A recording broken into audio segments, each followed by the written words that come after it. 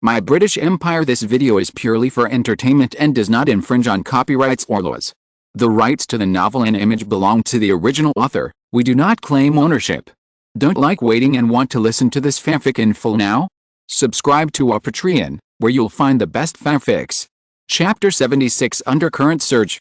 Your Excellency. Mr. High Willie's situation is the same as mine. You don't know it.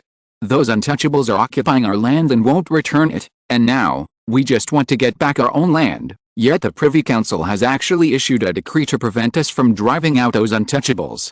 Honorable Earl, what reason do you think there is? Just as the skinny middle-aged man finished speaking, the companions beside him also gave assists, and after finishing speaking, their faces were full of grievances, making them look like the weak side. My gentlemen, I understand your feelings, and I sympathize with your situation. The Earl of Warwick blew his beard, squinted his eyes and looked at the crowd slowly moving into the living room, and said softly, but what you need to understand is that this is the meaning of His Excellency the Duke of Somerset, and before this decree came out the day before yesterday, I was completely unaware of it. Everyone go back and wait for a while. Lord Duke will definitely give you an explanation. The Earl of Warwick put all the responsibility and the blame on the Duke of Somerset without showing any signs of expression, but instead he walked out without getting a piece of mud. Hearing this, no matter whether they were sitting or standing, they all understood what the Earl meant by driving away the guests, and they all knew that this time they had returned in vain, so they all left the Earl's mansion with sighs and sat in the carriage went home after seeing off the annoying guests in the living room. The Earl just sighed when a figure came behind him. Sir Bangor, do you know why I put these people in a perfunctory way? Seeing that it was his advisor, Sir Bangor Edmund, the Earl of Warwick couldn't help asking, my Lord Earl, I thought you were worried about these people and couldn't believe them. Really? Sir Bangor said without thinking. He knew it was his mastermind who was testing him. That's right. These people are greedy black bears. Where there is a lot of honey, there are their figures. Fight against Edward for them. They are not worth it. The Earl of Warwick smiled contemptuously, obviously looking down on the little nobles and gentlemen in those places. Indeed. They first went to Duke Edward's mansion to see you but failed, and then they came to see you.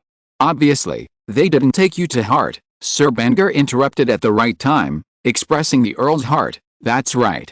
They are a group of vampires. They won't be obedient if they haven't seen the real pain. You mean, they actually suffered very little loss, and they came here to complain? Sir Bangor said in disbelief, especially when he saw the appearance of the weeping gentleman. He still couldn't believe it. Well, it's just that they can't blatantly enclose the land now. Next, I think my dear Lord Duke Edward will give them a surprise. The birds outside the window were chirping. Seeing the cold smile of the Earl sitting on the chair, Sir Bangor inexplicably felt a sense of danger back in Chester. The whole city was almost in a mess. People of all colors came alive one after another, and some hooligans started their happy time. The poor citizens can only lock the door of their house tightly, and hide their wives and daughters in the cellar. Even if the door knocks and rumbles, they still dare not open the door. The place where the citizens live is the place that the magistrate pays attention to, so not many people dare to be too presumptuous, and the slums are miserable, especially for Protestant families. The men were brutally killed, the women were brutally tortured, and blood was scattered all over the uneven Long Street. Crowd scrambled to snatch the scattered coins on the ground, and no one cared where the money came from. My Lord Bishop, we have wiped out those heretics. What should we do now? Crewe looked at Bishop Brown respectfully, looking very obedient. And now we are leaving Chester to rescue other believers of the Lord. Don't worry, Your Majesty, the sheriff will let us go. Bishop Brown looked at the frightened priest Crewe and smiled softly. Soon, Congleton, Crewe and Nantwich, Ellesmereport and Neston, Macclesfield and the Royal Valley in Cheshire, it was captured by this uprising army with Catholics as the main force, and it is still spreading to surrounding counties. The situation in Cheshire became precarious, and news of the rebel army finally reached London, and reached the residence of Duke Edward. I'm so pissed off.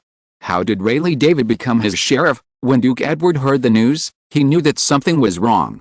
This matter was obviously coming towards him, and he had to grasp the minds of the regents. Moss, go and inform the ministers to come to the conference hall for a meeting. I will go first. Yes, Your Excellency the Duke. The young butler quickly responded. Duke Edward waited in the hall for less than half an hour, and all the regent ministers were present. Cough, cough, cough. Gentlemen, everyone understands the reason for the opening of this emergency meeting. There is a Catholic rebellion in Cheshire. What should everyone do? Duke Edward stood up first, directly cut into the topic. and preemptively threw everyone a question. Dear Duke, I think it is most important to send troops to suppress this riot. Let's talk about the rest later. The fat Earl of Boswell was the first to respond to Duke Edward. The fat on his face was trembling, which showed how hurried he was then. What do you think, Earl of Warwick? His Excellency the Duke cannot ignore the influence of the Earl of Warwick. I don't care. I listen to everyone's opinions. The Earl of Warwick stroked his beard and said casually, as if he never cared. Then do you have any suggestions, gentlemen?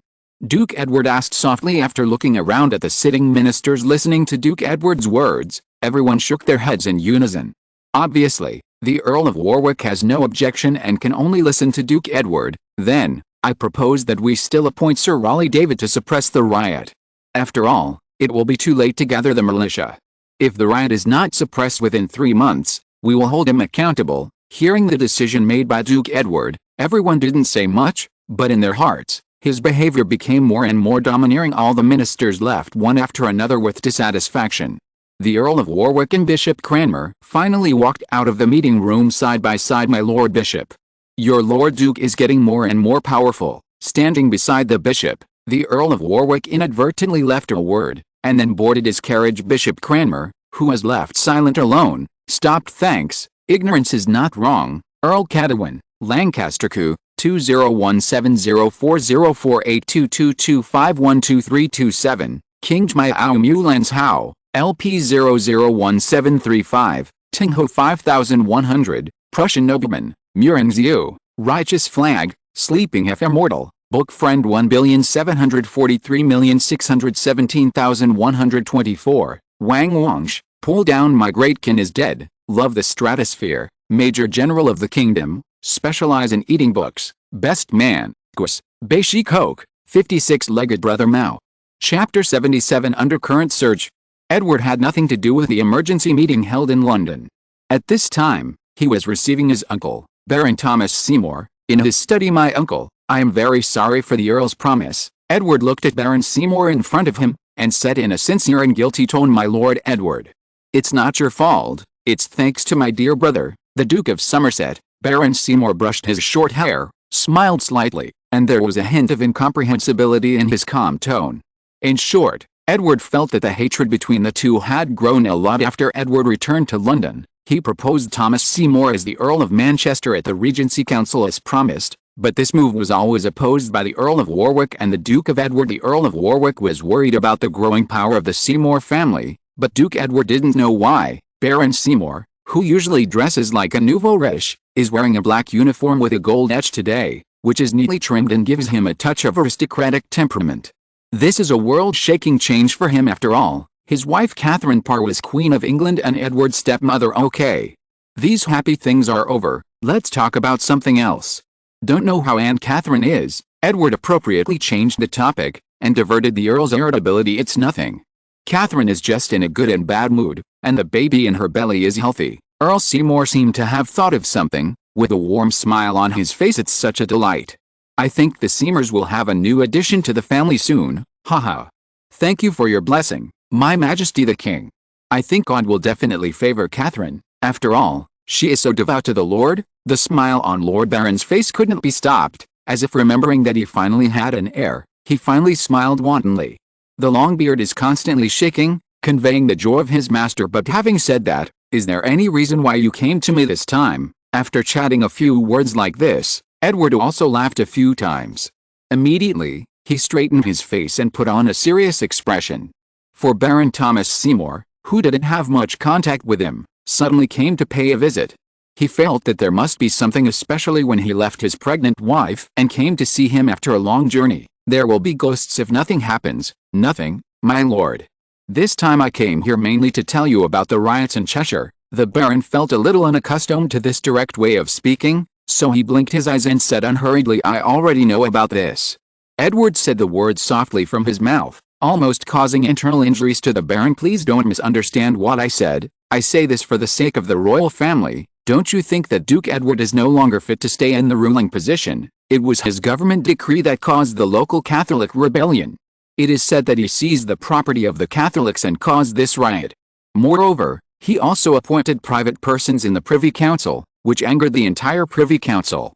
Dissatisfied with him, and some people question his right to govern. What's more, he is usually disrespectful to you, arbitrarily promulgating government orders and abolishing legislation in the parliament at will. Your Majesty has been challenged. The Baron moved the seat under his buttocks, shooting out accusations against Duke Edward like a machine gun. His face turned crimson. Although I know some, but is it really as serious as you said? Edward knew in his heart that the two of them would definitely turn against each other, but he didn't expect it to be so fast.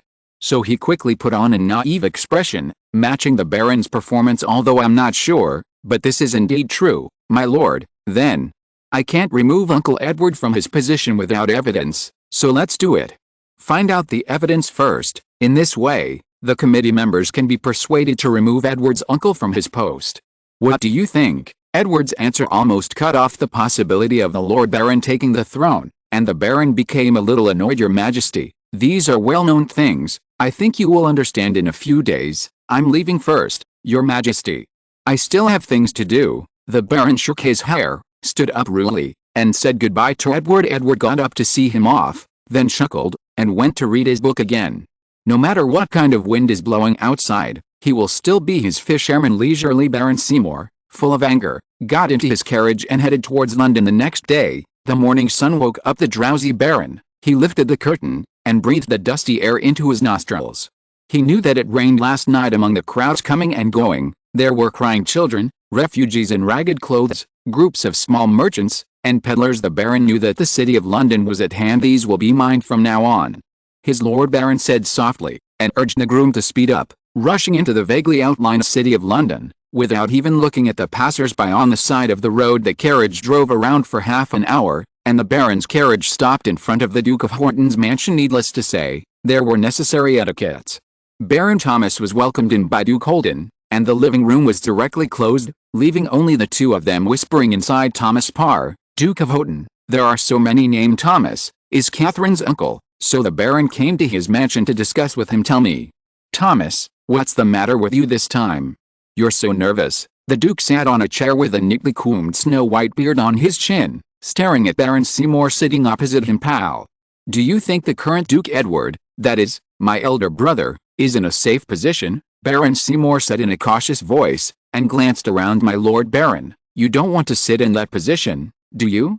Don't even think about it. Looking at Baron Seymour's searching face, Duke Houghton could not guess what he was thinking. Immediately, the Duke's beard was almost raised in anger, and his voice changed a little. Don't even think about it. Even if you get him down, is there still the Earl of Warwick? Do you think you can beat the Earl of Warwick?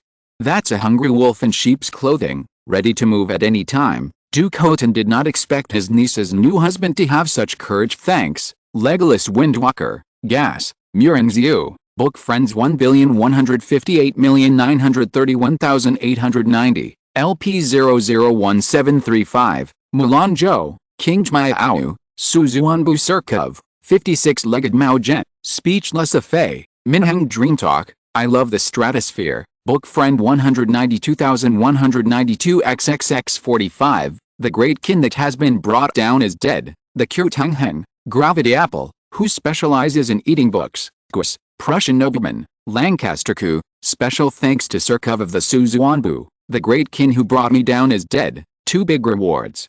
Chapter 78 Undercurrent Search. My Lord Duke. Even with the support of you and William, the Baron turned around in his heart, and asked with some uncertainty in his tone, how can the two of us help you? You have to think about it. There are 16 ministers in the Regency Committee, and what about His Majesty the King? His Excellency the Baron interrupted. Your Majesty the King? He's just a puppet now. Besides, it's hard for him to choose between you and Edward. When Duke Houghton heard Baron Seymour's question, he couldn't help but smiled contemptuously, and explained to the Baron. Hearing this, Baron Seymour couldn't imagine that his relative was stopping him, but how did he know the pain in his heart? At his wedding, the new wife was humiliated by his brother's wife in public, and the Baron could only watch helplessly, and was even frightened by Duke Edward's power, so he had no choice but to compromise. After this incident, Baron Thomas's sensitive and inferior heart was deeply stimulated. He knew that if he wanted to prevent that from happening again, he had to improve his status, and England's regent was an ideal position. However, he knew that his elder brother, Duke Edward, was now the biggest stumbling block in his way, and he had to be removed. But Your Majesty still has his uses. The Baron didn't care about Duke Holden's teasing. and still emphasize you better wait. Now that he has lost some of his hearts, why not make this crack bigger? Seeing that Baron Seymour was still a little unwilling to give up, for the sake of his niece, Duke Holden patiently persuaded him that's it for today. Time is running out, so I'll go back first, goodbye. Dear Your Excellency the Duke. Hearing this, the Baron knew that he could not get any help from this cunning Duke, which made him very disappointed. Resisting a sigh of disappointment, Baron Seymour said some cold farewell words, then got up and called the servant outside the door to open the door. Thomas. We still have to let go of this extravagant hope. It's not too late to talk about it after a while. Duke Holden made his final persuasion, looking at the promising Baron Seymour in front of him. Understood. Thank you for your reminder, Your Excellency the Duke. The Baron turned his head back, left a word, walked out of the living room door, and went straight to the door of the Duke's mansion. Moss. To the East End, the Baron ordered without a trace of emotion. Yes. The groom responded very diligently. The East End of London has historically been a slum area. According to Conan Doyle, the famous author of Sherlock Holmes, the most dangerous place in London in the fog is the East End because it is close to the wharf. Most of the residents are poor people who were born as coolies and immigrants, so it seems to be a mixed bag. Gangs and hooligans of all colors are rampant, and fatal incidents occur almost every day. The famous Jack the Ripper in history was once active here. Surprised by the poor people on the road, the carriage drove to the door of a dilapidated tavern with a signboard made of sails on it, Sail Tavern. Clutching his nose, the Baron walked straight up to the second floor regardless of the surprised gazes of many shirtless sailors and coolies in the tavern. The second floor is the accommodation room. Walking on the long corridor with a width of only about 2 feet, enduring the groans coming from nowhere, the Baron finally found his destination, room 18. Dong dong dong. The Baron knocked on the door casually, waking up the 2 people inside who were doing exercises beneficial to human reproduction. Oh. Cool. Hurry up, come, take it and go. A middle-aged man with a beard suddenly heard a knock on the door, and couldn't help but spit out in surprise. Then he took a shilling from his pocket and threw it to the naked red-haired woman on the bed. Crack. I still have something to do. I'll spoil you tonight. Baby. The man was dressed, and casually patted the woman's white and alluring big buttocks, and said to the woman who was also in a hurry, okay. I'll be waiting for you. The woman put on her few clothes and smiled coquettishly. Her delicate face with heavy makeup looked extraordinarily charming. The woman opened the door, was startled when she saw the Baron standing at the door, and then left with an intoxicating smile on her face. After glancing at the leaving woman, the Baron entered the room holding his nose, staring at the man who was getting dressed. Lord Baron. I didn't expect it to be you. What happened just now?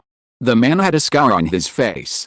He stood more than 6 feet tall, but his tall body could only lower his waist when he met Baron Seymour Soros. I don't care what kind of woman you are, I just want to tell you, if you delay the big things, be careful of your dog head. Yes. Yes. Yes. I will never delay your business. Hearing this, Soros hurriedly promised with sweat dripping from his forehead. Okay. Your subordinates have all come in this time. The Baron looked around in disgust, and had no choice but to close the wooden door casually. My lord. My brothers have made arrangements. This time there are thousands of people. I listened to your instructions and let them enter the place you arranged in batches. They all know the importance of the matter and the danger of exposure is very high. Small, Soros is a member of the Vikings. He leads 5 medium-sized warships and supports nearly 500 little Lula. However, no matter how powerful he was not as powerful as the English Navy. When the Navy's arrest warrant was issued, he had to hide in Tibet, and he didn't open for half a month in order to please the Lord of the Navy, Baron Seymour. And also to make him revoke his arrest warrant, he brought his own men and temporarily recruited a group of scattered pirates, and the number quickly exceeded 1,000. According to Baron Seymour's wishes, they were divided into several groups and secretly hid in the slums where fish and dragons were mixed, without a single wave. Very good. You will start to act tonight. The Baron said in an excited tone, and Soros breathed a sigh of relief. It's just that? Soros looked at Baron Seymour standing there from the corner of his eye, with a hint of nervousness and a timid voice, which did not fit his huge body shape at all. What? Tell me what you have to say. The Baron looked at the awkward man in front of him, and felt a little queasy in his heart. That's right. Brother sailed here in London port early in the morning, with a flat belly. See, after saying this, Soros returned to his original look of slashing straight away. Take these. After this matter is over, it will be to your benefit. Baron Seymour took out a large handful of golden pounds from his pocket, which made Soros tremble. That's enough, enough, enough.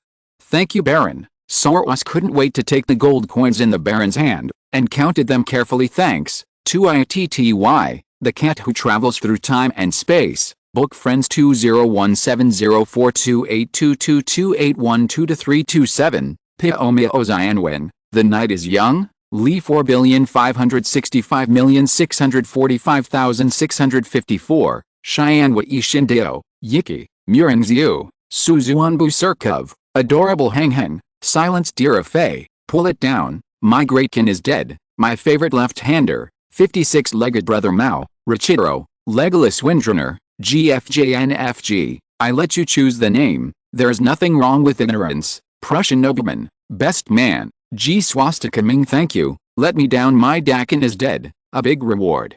Chapter 79 Undercurrent Search. At night, around 8 o'clock, the tavern was still very lively, with people drinking crazy, teasing with exposed women in their arms, fighting and making noise, and so on. The owner of the tavern, the cheapskate Ward, has long turned a blind eye to all this. As long as he can make enough money, he doesn't care how noisy the tavern is. Bored, he glanced around and found that a guest who stayed today had gone down the stairs, and hurriedly put away his fluttering heart. Hi. Sir, are you planning to leave? Ward, the boss, greeted the big Soros with a polite smile on his face. It's nothing. I'm just going out for a while.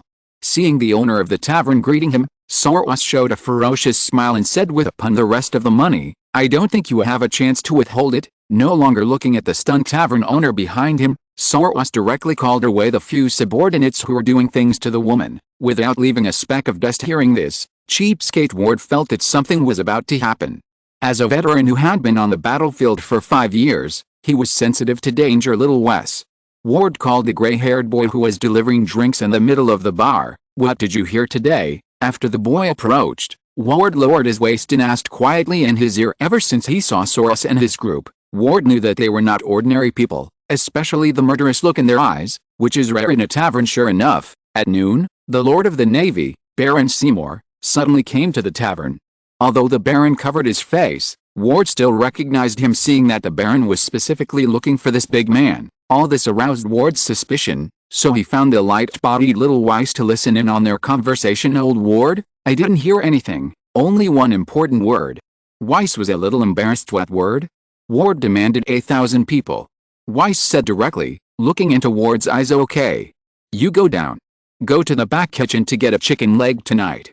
Hearing this, Ward knew that this was important news, and hurriedly dismissed Weiss. Ward put on his hat, hurriedly ordered a bartender to look at the tavern, and left the lively tavern behind him neatly. Soon, Baron Seymour summoned thousands of people to London, and it spread to Whitehall Street, which is Whitehall Palace, the residence of His Majesty King Edward in London. What? This uncle of mine is so courageous. Hearing the report from Guy, the current leader of Dark Blade, Edward laughed out of breath, and said in a serious tone he didn't expect that his uncle's political means would not work, and he resorted to the use of force. He really wanted to die. Tell the news to the Home Rulers in London, and don't forget to tell the Duke of Somerset. You Dark Blades should pay close attention to this upcoming turmoil, and report to me immediately if you have any news. Edward knew that Baron Seymour was at his own pace this time, and he didn't mind selling these people a favor. As for why it is not conveyed to other people, the London Borough Council is a leaky sandbag that cannot keep many secrets. Besides, without the support of those nobles, would those councillors stabilize their positions? Follow your instructions. Your Majesty the King.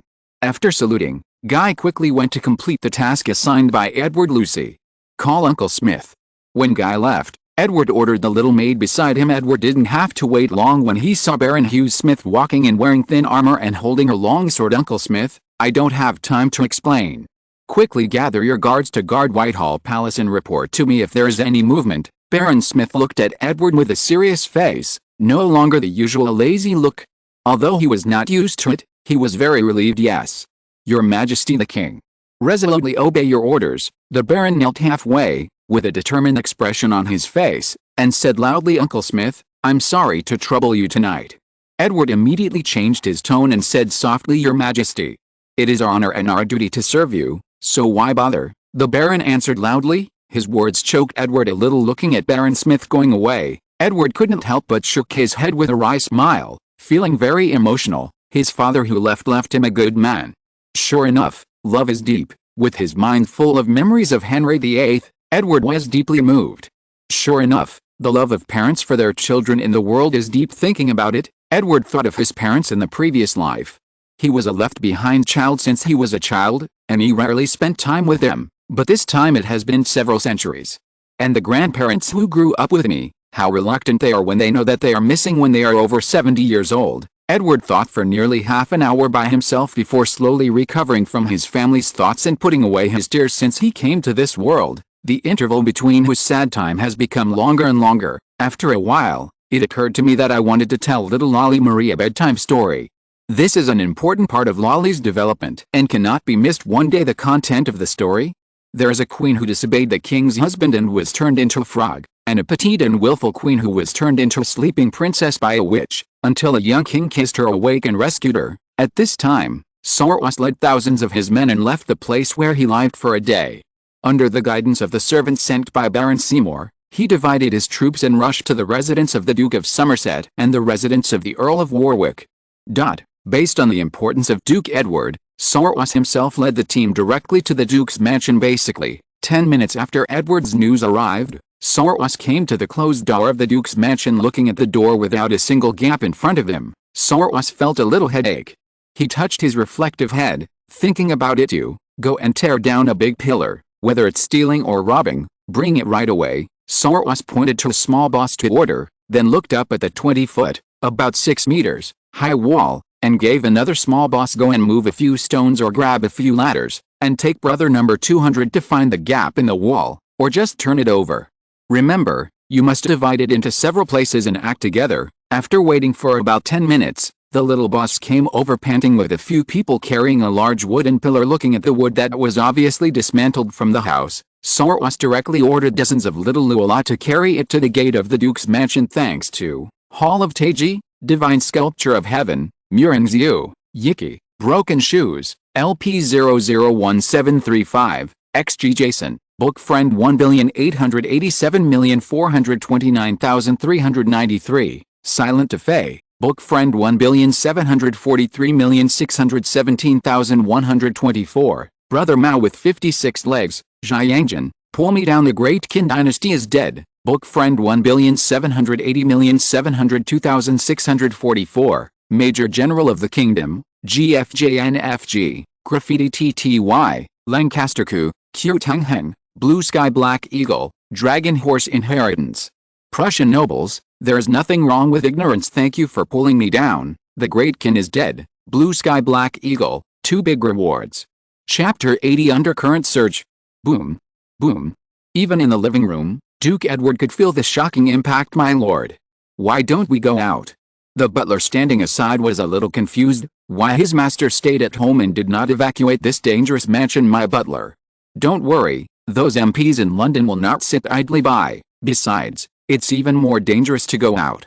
At least there are dozens of guards and high walls here to stop one or two. Duke Edward sat on the chair calmly, answering his housekeeper's question very calmly, not forgetting drinking the tea in hand. That's right. Send some people to check the fence to prevent them from climbing the wall. Yes, I will arrange it.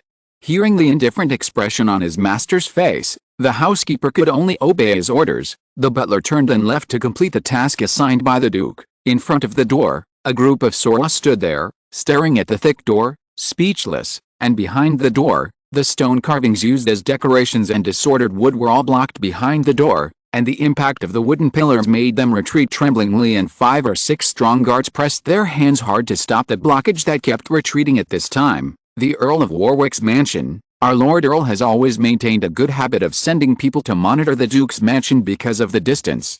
So the watchers saw more than 1,000 people in a mighty manner, and hurried back. Report. After being warned, he hurriedly packed up and fled to the Palace of Westminster, which is the Parliament building, with some valuables as for the maids and servants. They also disappeared without a trace. So, when Soros' trusted deputy, Fielder, known as the beloved left-hander, came here with a legion of nearly 500 people, what he saw was the Earl's mansion with its doors closed with the pirates under his command. Field directly hit the gate of the Earl's mansion with human flesh. To Field's surprise, The gate was opened by him in less than a minute. The cautious Field first sent two little Lualus into the Earl's mansion to investigate for a while. In less than 5 minutes, after receiving a signal of safety, he led the crowd into the Earl's mansion of Warwick. After passing the gate, what imprinted in Field's eyes was a statue of King Arthur on a prancing horse.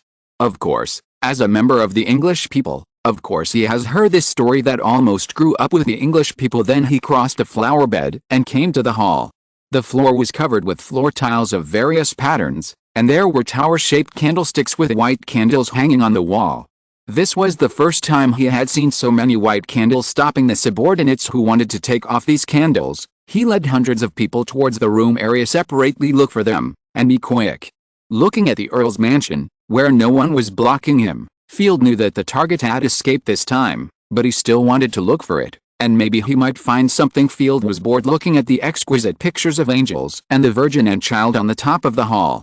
Those who believed in Catholicism couldn't help but stare dumbfounded.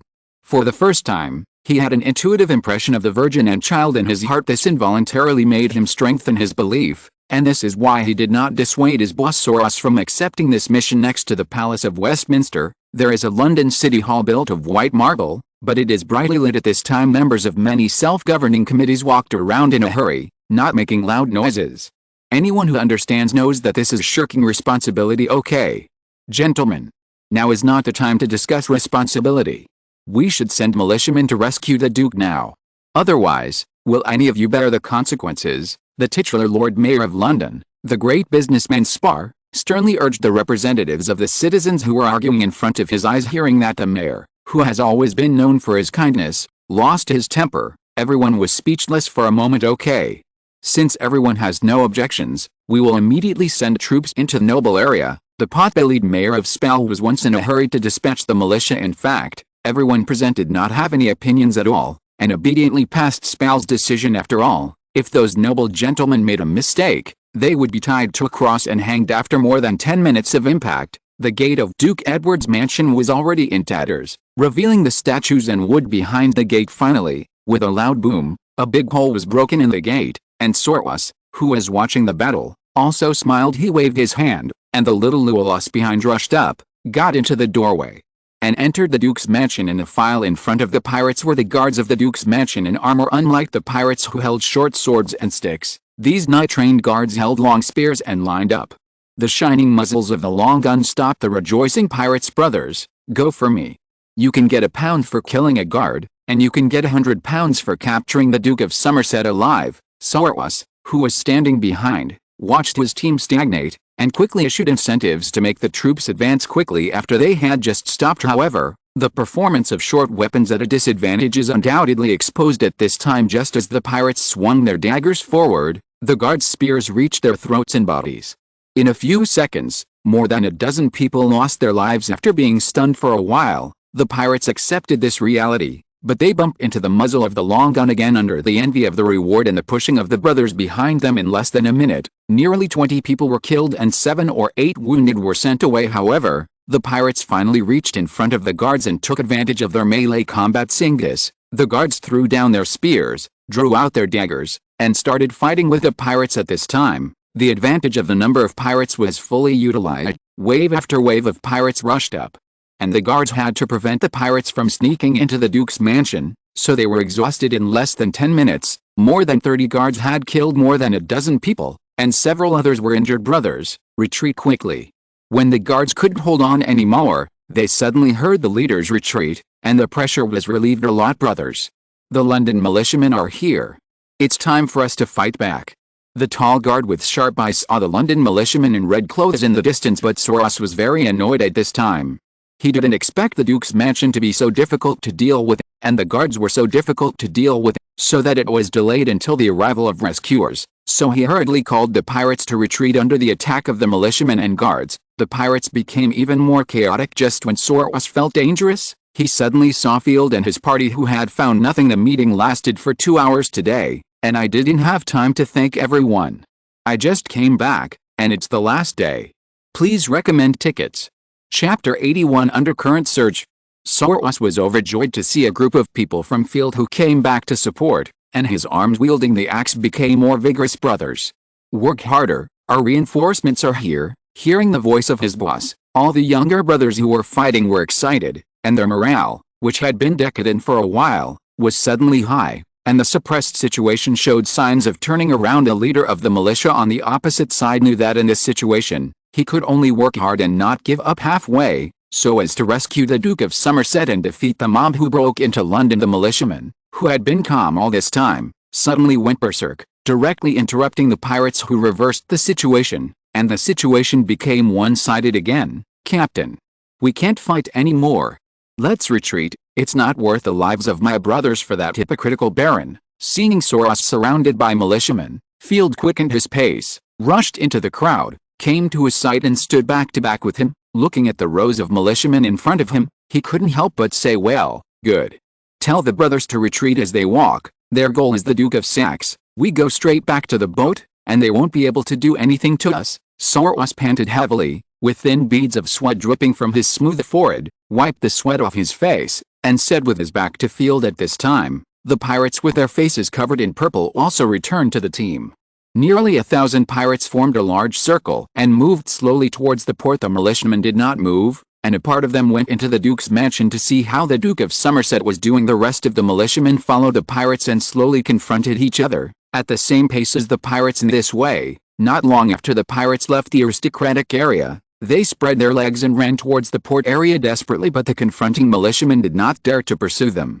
Firstly, they were not enough in number, and secondly, they were afraid that there would be other thugs still staying in the noble district.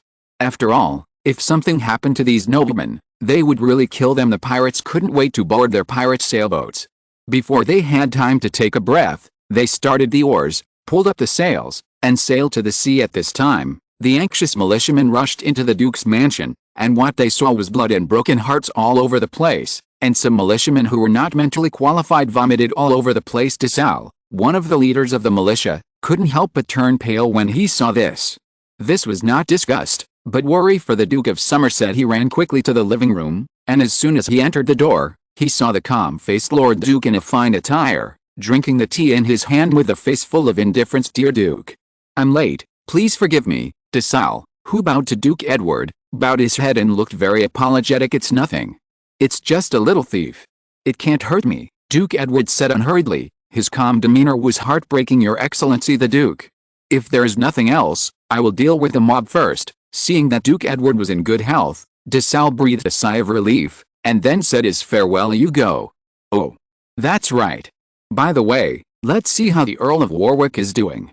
If there's anything wrong, report to me in time." Edward agreed casually, and finally did not forget to greet his opponent. The Earl of Warwick understood. Turning his head in response, De Salle left the Duke's mansion, led the militiamen to patrol around, and comforted the fragile and restless hearts of the nobles. At this time, after hearing the news that the thugs had left, Edward of Whitehall Palace also took a breath.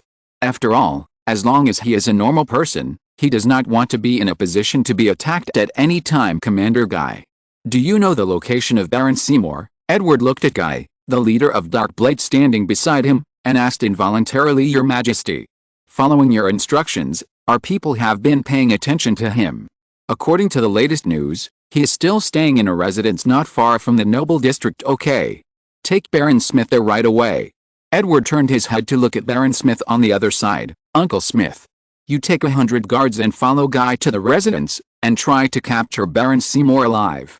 "Yes, Your Majesty, your order is our goal," Baron Smith responded directly, very simply. Seeing the two walking away together, Edward looked at his frail arm again, and stopped the thought of following them. At this time, our Baron Seymour was walking around nervously, his hands clenched into fists, and his face was solemn. He was going to use the Navy this time, but the Navy is like a leaky sieve, full of spies of all kinds, and it is easy to leak the wind. Besides, his elder brother, the Duke Edward, had once been Lord of the Navy, so there must be someone for him in the Navy. Although the combat effectiveness of the pirates and the Navy was similar, he was still a little uneasy and panicked. As if something urgent was about to happen, Baron Seymour seemed to be trying to appease his inner unease, and he immediately walked down the stairs with a soft hand, and the two guards followed closely behind, without taking a step away. "Quick! Go to the port." Sitting in the carriage, Baron Seymour urged the groom to speed up. The Baron couldn't help but let out a sigh of relief, as if the speed of the carriage would appease the Baron's anxiety. After a while, The carriage stopped abruptly, and Baron Seymour heard the surprise of the groom. Sure enough, when he opened the curtain, he saw a group of armored guards surrounding the carriage, and the Baron in the lead also knew him.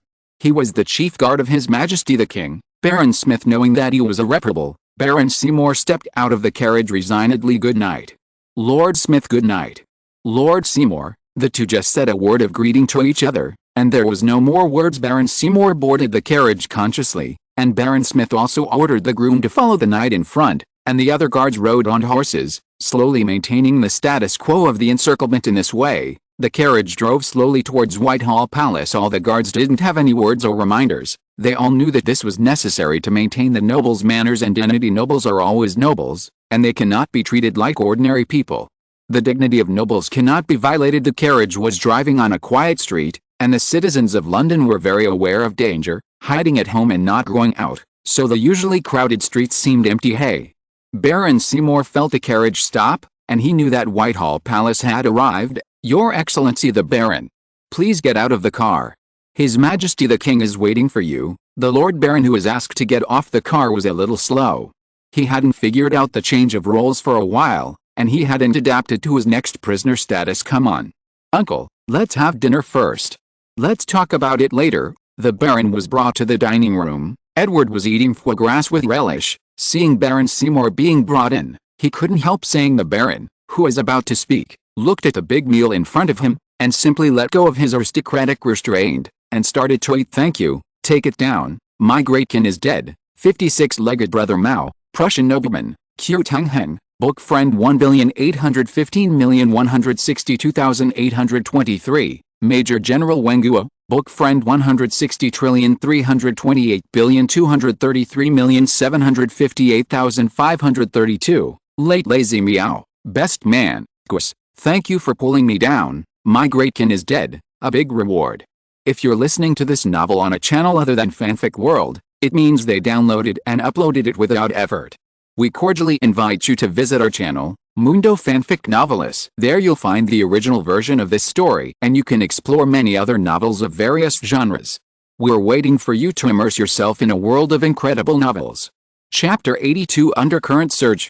The nobles in London did not know what His Majesty the King had said to his uncle Baron Thomas Seymour that night, but they were escorted by Baron Smith himself to the court in London the next day. In the meeting room of the Regency Council, Duke Edward, who had not had a rest all night, sat on the main seat, with two dark circles under his eyes, watching the ministers arriving one after another, and even focused a little more on the Earl of Warwick. Surprisingly, His Excellency the Earl talked and laughed with the people around him, very energetic. Seeing the 14 ministers present, Duke Edward sighed unconsciously. His younger brother really made a fool of himself. "Okay, gentlemen.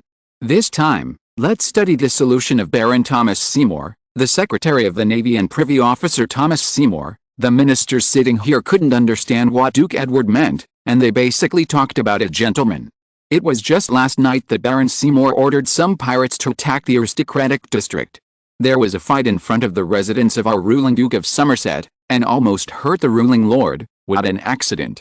It is an accident that disgraces all England. Therefore, I think it should be hanged, so as to make amends for the ruling lord, and to warn the latecomers. This is the end of offending the nobles." Although the Earl of Warwick was from a military background and looked rude, he was articulate and expressed his views clearly and accurately, and the tone was full of consideration for Duke Edward. But in Duke Edward's ears, there was such a strong taste of irony. The Earl of Boswell, who had always been known as the Duke of Somerset's #1 subordinate, couldn't help looking at his Duke Edward. Seeing Duke Edward nodded slightly, Earl Boswell was relieved, with an expression of comprehension. "I think what the Earl said is right." Baron Seymour dared to offend the Duke this time. "What about next time? I'm afraid even His Majesty Edward will be in danger, so we want to nip this risk in the bud, and completely dispel some people's bad intentions, and hanging has such a function. I support the Earl of Warwick's point of view. Please think about it carefully, Your Excellency the Duke." The Earl of Boswell spoke quickly, and finished in one breath without leaving the ministers any time to think. "Isn't it too harsh? To deal with a nobleman, I think it's better to deprive him of his title. The dignity of the nobleman still needs to be maintained." The old Duke of Holden didn't want his niece to lose another husband, so he couldn't help saying, "That's right. It's just that a few guards died. You don't need a noble to accompany you. We nobles are so cheap, as Catherine's younger brother, William Parr, Marquis of Northampton, still had to protect his brother-in-law, otherwise he would not be able to give his sister an explanation. Both neutrals spoke out, and another neutral also spoke out in support of Duke Haughton's proposal at this time. Archbishop Thomas Cranmer, who had always been a silent bystander, suddenly opened his eyes. After careful observation, the ministers knew that the bishop was about to speak. The Earl of Warwick and the Earl of Boswell are right, and the Duke of Haughton and the Marquis of Northampton are also right. God loves the world, and everyone makes mistakes. I think the Lord will forgive this lost lamb. After saying this, His Excellency the Bishop sat down and turned into sculpture again. After listening to Bishop Thomas' opinion, Duke Edward couldn't help thinking. He didn't expect that he didn't express his opinions very much, and he had to take care of the bishop's feelings. After Thomas Seymour left, he had only 4 supporters in the Regency Council, 1 less than the Earl of Warwick, and it was impossible to drive away such an important supporter as Bishop Thomas. Let's spare Thomas' life.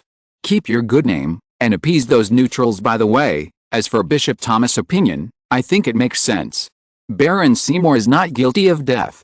This time, he will be exempted from his title of nobility and fined another £5,000. Duke Edward finally expressed his opinion, which was not only unexpected but also expected. Finally, the Council of Regents passed the punitive measures against Baron Seymour, which then reached the ears of Edward in Whitehall Palace. None of this was what Edward had expected.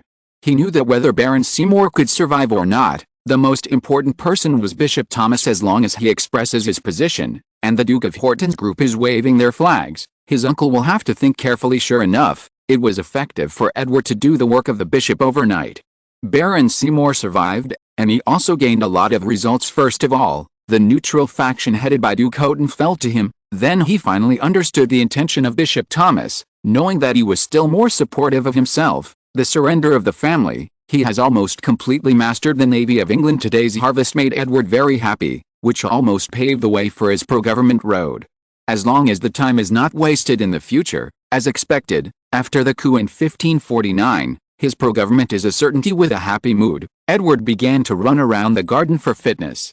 After several years of purposeful exercise, Edward is still a little thinner than ordinary children of the same age. In order to change the fate of his early death, but also to realize his dream of empire, and even to let his desire to reproduce offspring, so he had to work hard. Time flies and it is hard to go back. The past can only be recalled.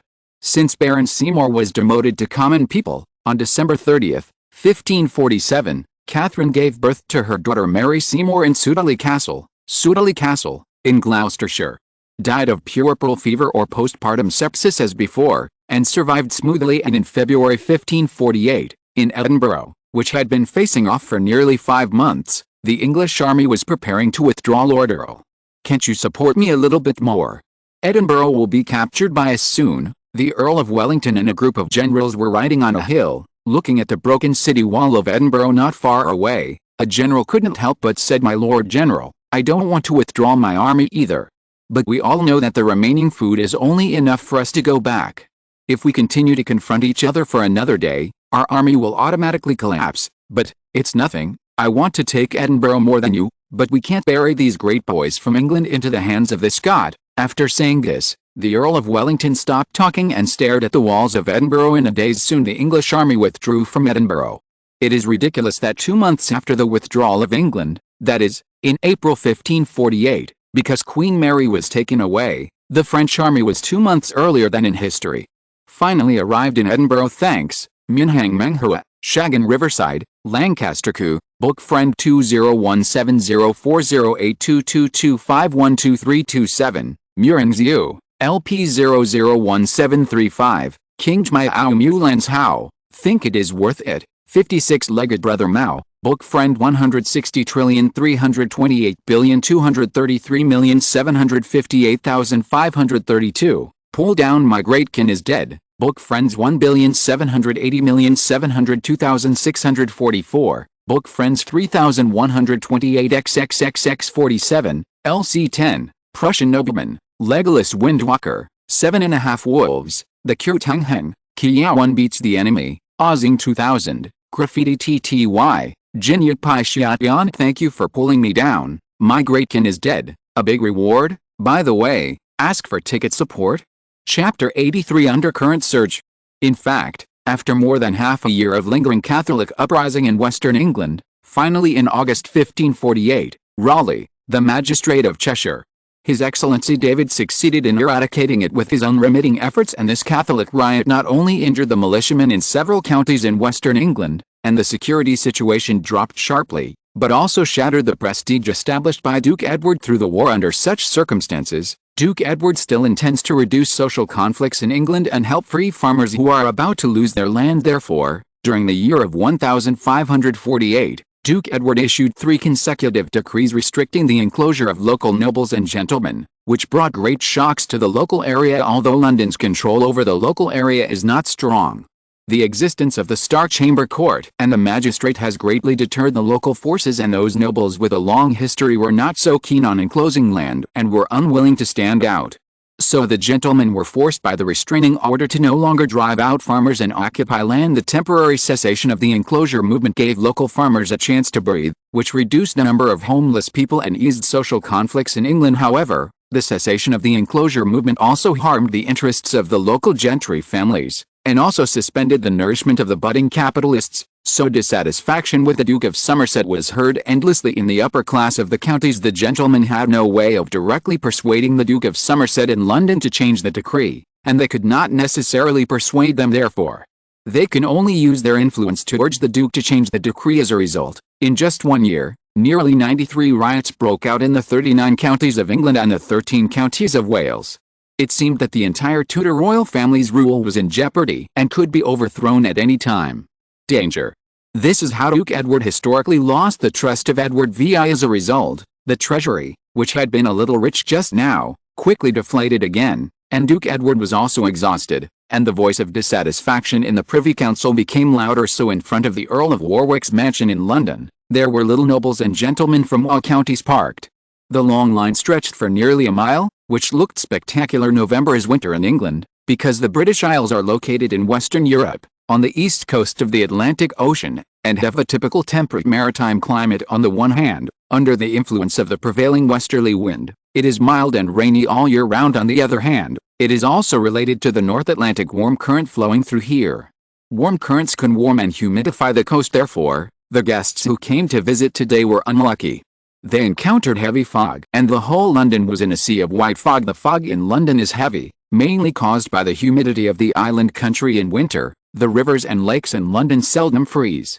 In November, the average temperature is above 8 degrees Celsius. In summer, it is quite cool, with an average temperature of 17 degrees in July. You need to wear a coat when you go out in the morning and evening. The dense fog that is common in London at present is not entirely a natural phenomenon. Some steel mills and cotton mills have appeared on the banks of the London River, and the rumbling black smoke directly enters the city of London. Coupled with the fact that civilians burn charcoal for heating in winter, London in winter is even more foggy. Matthews Grange is a great gentleman from Charwell, Oxfordshire. His family owns nearly 30,000 acres of land in Charwell, and he is also a high-ranking figure in Charwell and Oxfordshire. Recently, there has been a long line of wool orders from Europa. However, only 20,000 acres of 30,000 acres of land are suitable for breeding wool, and the wool production is no longer enough. In order to obtain a lot of profits, his family must enclose land, otherwise, losing these orders will affect the subsequent business. After all, there are not many other things in England, and there are especially many wool sellers. This time he came to London specially to abolish the land enclosure ban, so he brought £5,000 of gold coins from Charles House to pave the way for the lifting of the ban. Before he came to London, his father told him personally that even if he spent all the pounds, he must achieve his goal. Matthews felt a little stuffy in the carriage, so with the support of the groom, he got out of the carriage, took a breath of air, and felt a lot more relaxed. It was only around 4 o'clock in the afternoon, and the fog still hadn't dissipated. It was hazy. Matthews looked around. There were carriages visiting the Earl of Warwick in front of him and behind him, densely packed with black spots like the wool of a sheep, which cannot be counted. Suddenly, the carriage in front turned around abruptly and left the front of the Earl's mansion. "You are Mr. Grange from Oxfordshire. Please come in. Your Excellency the Earl is waiting for you." Before he could sigh, he was stopped by the butler of the Earl's mansion. "Gentlemen, we are extremely sorry that my master will not be visiting today." Yes, I am Matthews Grange." Matthews answered quickly, very humble, regardless of the sighing people in front of the door. "Excuse me, Mr. Butler." Matthews dared not underestimate the butler. "You're welcome, Mr. Grange, it's my duty." The old butler was also very polite. Without the slightest hint of domineering, Matthews was brought into the living room by Mr. Butler. It was a small area, only about 100 feet, and it was a very private place. The space is small, but it is decorated in a magnificent manner. Matthews feels that the £500 he spent on this trip was not in vain, and he is quite valued. "May the Lord bless you, Your Excellency the Earl." Matthews saw the Earl of Warwick, who was about to stand up to meet him, at a glance, so he sped up his speed in 3 steps and 2 steps, and said to the Earl, "May the Lord bless you too, decent gentleman." Earl Warwick couldn't help but praise Matthews when he saw the well-dressed Matthews. After the two greeted each other, they sat on the chair. Matthews sat in a very serious posture, settled his position, and looked like he was listening attentively. "Mr. Grange, I know what you are looking for. Don't worry about this matter. When the lamb grows up, there will be wool," the Earl persuaded him gently, with the intention of comforting him. "But you don't know that this sheep eats grass without restraint, and even tramples on the grass. This piece of grass is almost barren." Matthews knew that it was time to fight for acting skills, and there was a hint of crying in his tone of voice, with a pitiful look. "Please save us poor grass." "Your Excellency the Earl." The Earl knew that he had hanged the gentlemen and nobles in these places long enough, and it was time to prepare to collect the nets. "I feel sympathy for what happened to you, but, as you know, there are 15 people in the Regency Committee, I think. As long as I have your support, I will succeed this time." Matthews finally showed a smile, and the hints in the words were very clear. Hearing this, the Earl also showed a smile. He is a smart man, so of course he understood this shallow hint. "Thanks, Gus, Miwankianayo, fans." Book friend 1,424,632,642. Book friend 1,818,971,269. Murenziu. Book friend 1,769,920,022. Book friend 1,743,617,124. Prussian nobleman, 56-legged brother Mao. "Think it's worth it." Graffiti TTY. Q Tangheng. "The great kin that brought me down is dead. Best man, Ui and Yoon." Speechless Afei. Ken Casterku. Moment Sigh. 00458843. Book friend 201704082225123227. LP 001735. "Thank you for pulling me down. My great kin is dead. A big reward." The second generation shyly begged for votes for support. Chapter 84. Support. In November, Scotland entered winter earlier than London. Although there was no snowflakes, the daytime temperature had dropped to 6 degrees, which was humid and cold. If you don't wear a sheep jacket, you will feel like you are floating. Standing on the city wall of Huntington, looking around, the weeds all over the mountains and plains showed a withered yellow color, bringing a sense of desolation to this place where war is about to come. The Earl of Wellington was exhausted physically and mentally. He had been confronted in Edinburgh for more than half a year. Although there were few battle scenes, his mood was not well relaxed for more than half a year. Originally, he got the Duke Edward's intention to occupy the front line of Huntingdon, maintain a suppression of Edinburgh, create a favorable war advantage for England, and create conditions for further attacks in the future. Huntingdon is a small mountainous area, and it is an important line of defense for Edinburgh.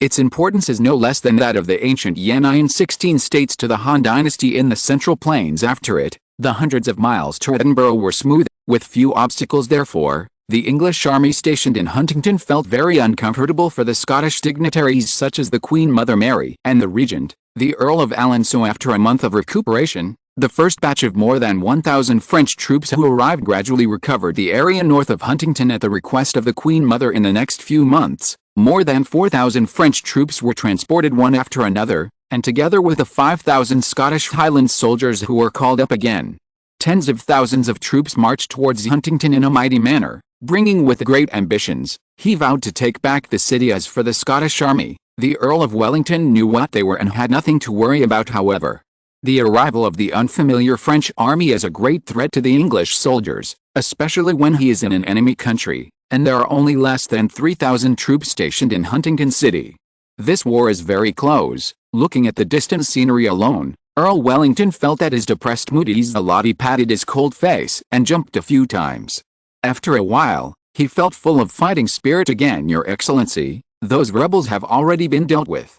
According to your instructions, I will bring you Mr. Traspesluca." The Earl, who had finally been quiet for a while, heard another sound in his ears, turned his head and saw that it was his guards looking at the black mark on the guard's chest belt. The Count knew that it was the result of leftover blood just last night. I don't know how the Huntington people knew that the French army and the Scottish army were coming. A group of young Scottish men who are not afraid of death took the opportunity to plot how to seize the city gate and how to send news to the Scottish army. The whole city has already been under martial law, and the Earl of Wellington, who is guarding the whole city, of course cannot bear it. At this critical moment, unfortunately, these young people have become chickens to scare others. Of course, the Earl doesn't know this Chinese proverb, but the meaning is similar. Is there any news from the Duke? In front of the old counselor, the Earl asked the guard directly, without any shyness. His Excellency the Duke of Somerset sent a letter saying that he will arrive in Huntington in less than 5 days. He asks you to guard Huntington for 5 days. The guard looked at the Mr. Councilman next to him, and was stunned for a while, but he was also a smart person, so he said directly, "Okay. You go down, I want to chat with the councillors of Besluca." The Earl waved his hand casually, beckoning the guards to go down, and the guards also retreated consciously. Only Earl Wellington, Councillor Besluca, and soldiers standing guard remained on the city wall. "Dear Mr. Congressman, how do you explain what happened yesterday?" The Earl approached the old councillor and asked in a straight tone. "My lord, I'm sorry for what happened yesterday. You know that there are tens of thousands of people in Huntington. I'm too old to handle it." The MP was a little flustered by the approaching Earl, but he had been an MP for many years, so he quickly calmed down and answered Earl Wellington's question without changing his expression. "It's better like this. But you have to understand that my patience has a limit. This is the last time." After saying this, the Earl understood that without the connivance of the senator, these people would soon be strangled in the butt. Earl Wellington didn't even look at the somewhat pale face of Mr. Senator, and walked directly down the city wall. Seeing the Earl of Wellington going away, the MP dared to wipe the cold sweat from his forehead. His Excellency Besluca, who had been an MP for decades, was also a little scared in front of this Earl who had killed countless people. He knew that the Earl, who controlled Huntington, had already understood his private actions, and he needed to die for a while for the head on his neck. Shaking his head, Mr. Councillor slowly walked down the city wall and returned to his mansion with trembling steps. Hadrian's Great Wall, a continuous army is stepping out of the dividing line between England and Scotland with heavy steps.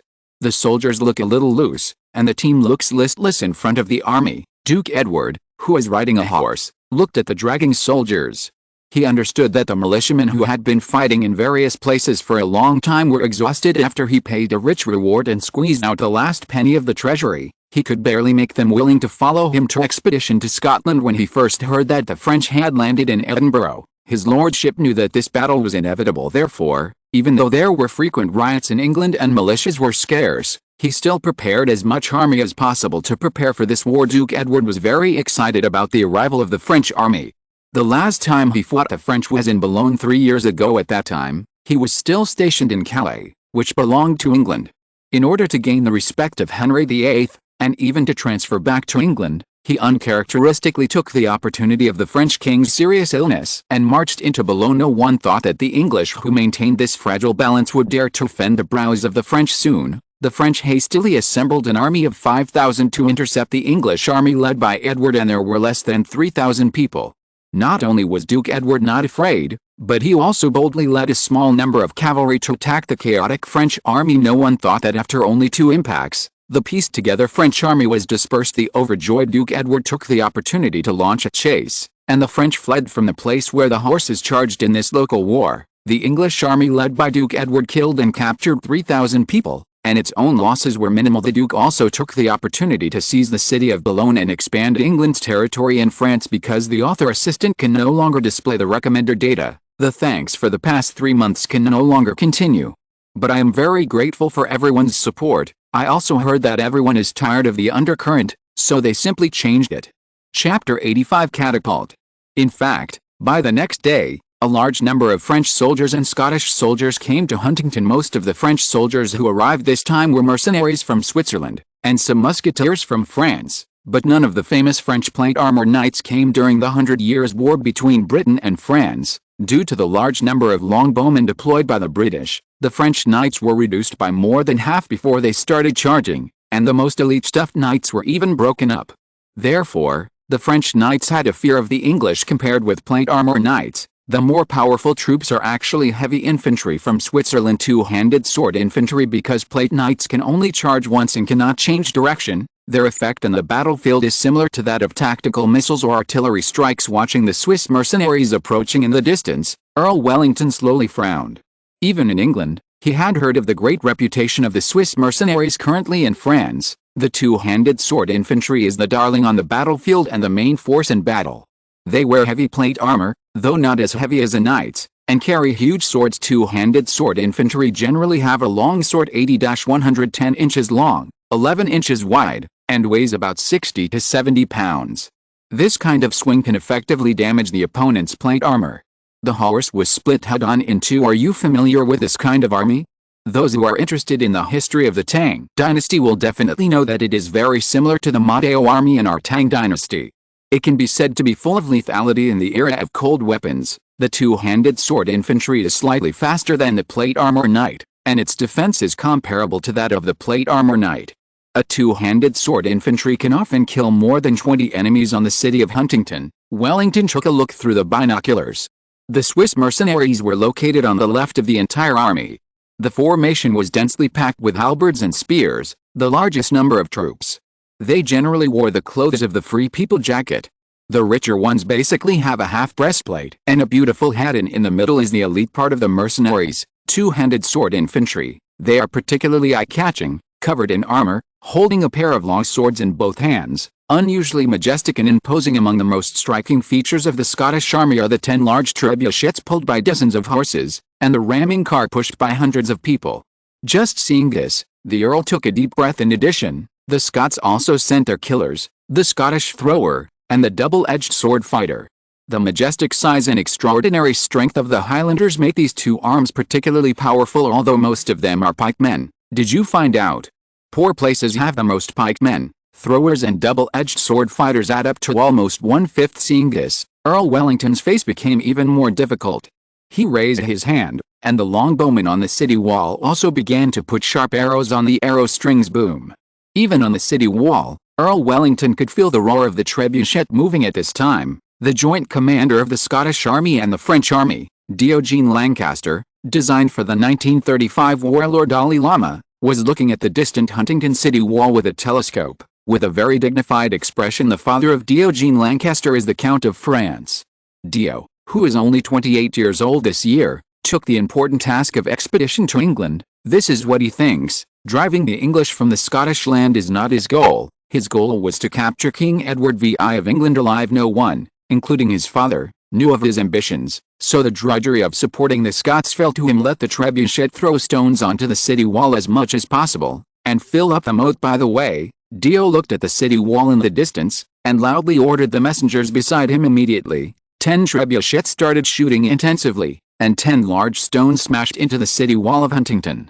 It's a pity that only 3 boulders hit the city wall, and only some debris fell from the shock, which brought 3 small pits to the city wall. The other stones either smashed into the moat or flew into the city of Huntington, without causing any harm to the soldiers on the city wall. Just as the English soldiers slowly stretched out their heads, rejoicing secretly, the boulders from the French army came to the city wall again with a sound of friction in the air. But this time it was not so lucky. A huge boulder flew directly onto the city wall, took an unlucky longbowman to slide on the city wall, and then slowly stopped when it encountered 2 soldiers who couldn't dodge it. Looking at the bloody 3 people, although he knew they were hopeless, Earl Wellington still ordered them to be sent down for rescue. Boys, don't show your body casually. Be careful. Your family is still waiting for you to go back. Seeing that the injured are basically novices, Earl Wellington couldn't help reminding them. Over the next hour, the French threw 15 rounds of boulders, which not only pitted the entire city wall, but also killed 35 English soldiers and wounded 69. Of course, there were many boulders flying into the city that not only destroyed many houses,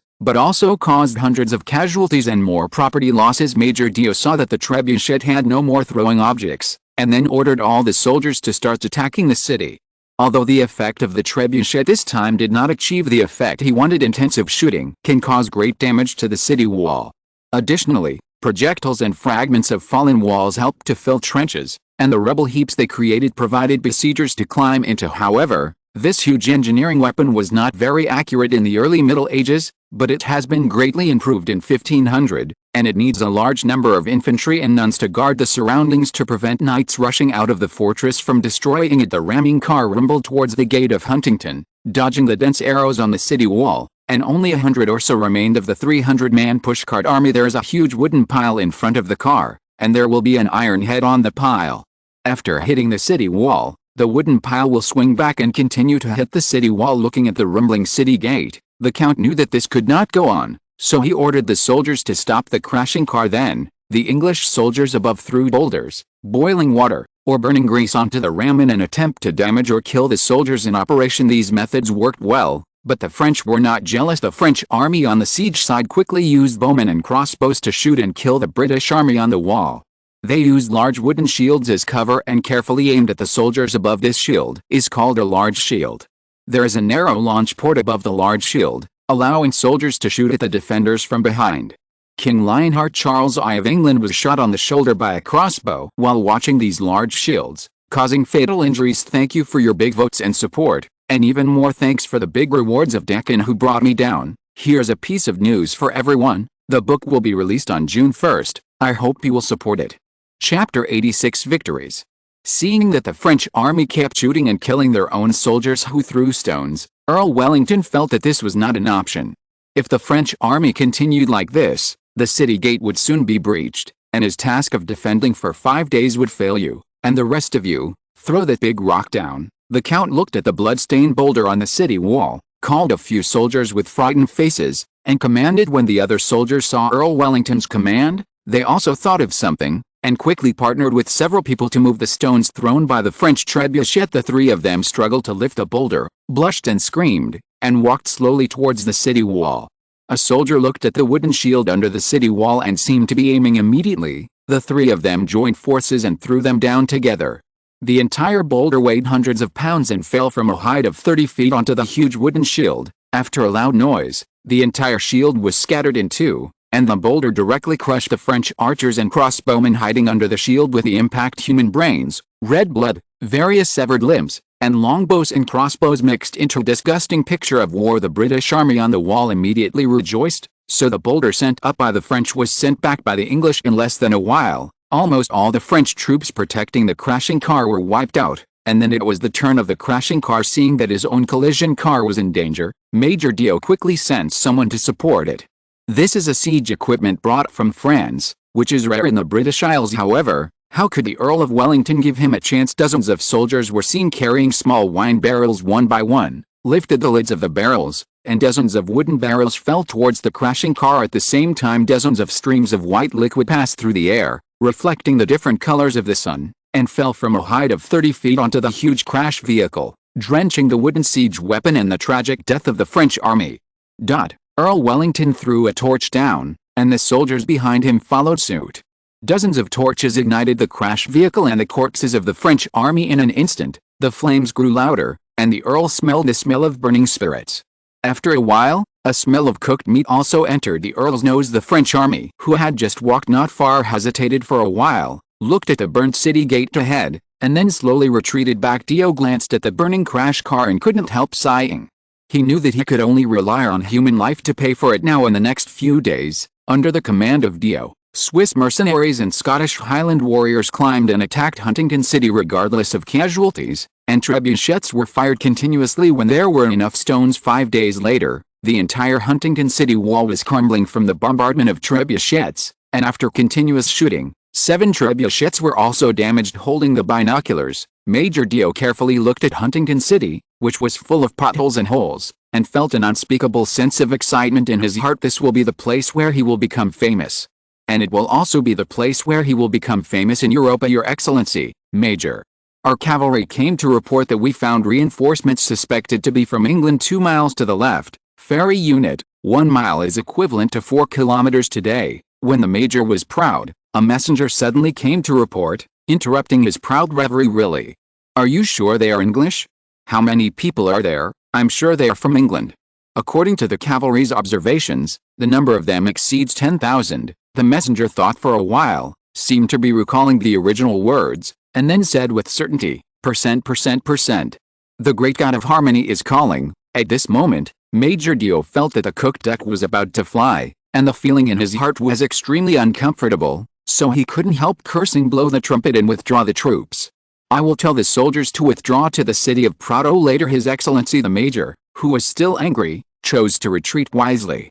He knew that his troops had no spare capacity to deal with the English who came to help. Earl Wellington, who was trying his best to deal with the French attack, suddenly found that the strength of the siege was slowly subsiding, and a guess suddenly appeared in his heart. A French soldier, who seemed to be a Swiss mercenary, was stabbed to death with a long sword. The Earl came to the city wall and looked down at the slowly retreating French army. Woo! Soldiers, our reinforcements are here. Your Excellency the Duke will not forget us. Seeing the French army retreating like ants in the distance, and the speed was quite fast, and there seemed to be a sense of panic, the Count knew that reinforcements must be coming, and his troops also needed this good news to encourage their morale. The Earl's voice woke up the English soldiers who were being repaired. The soldiers, who were a little tired and out of breath, heard the news and hurried to the city wall to watch the French and Scottish troops that were fading away. Long live the Duke!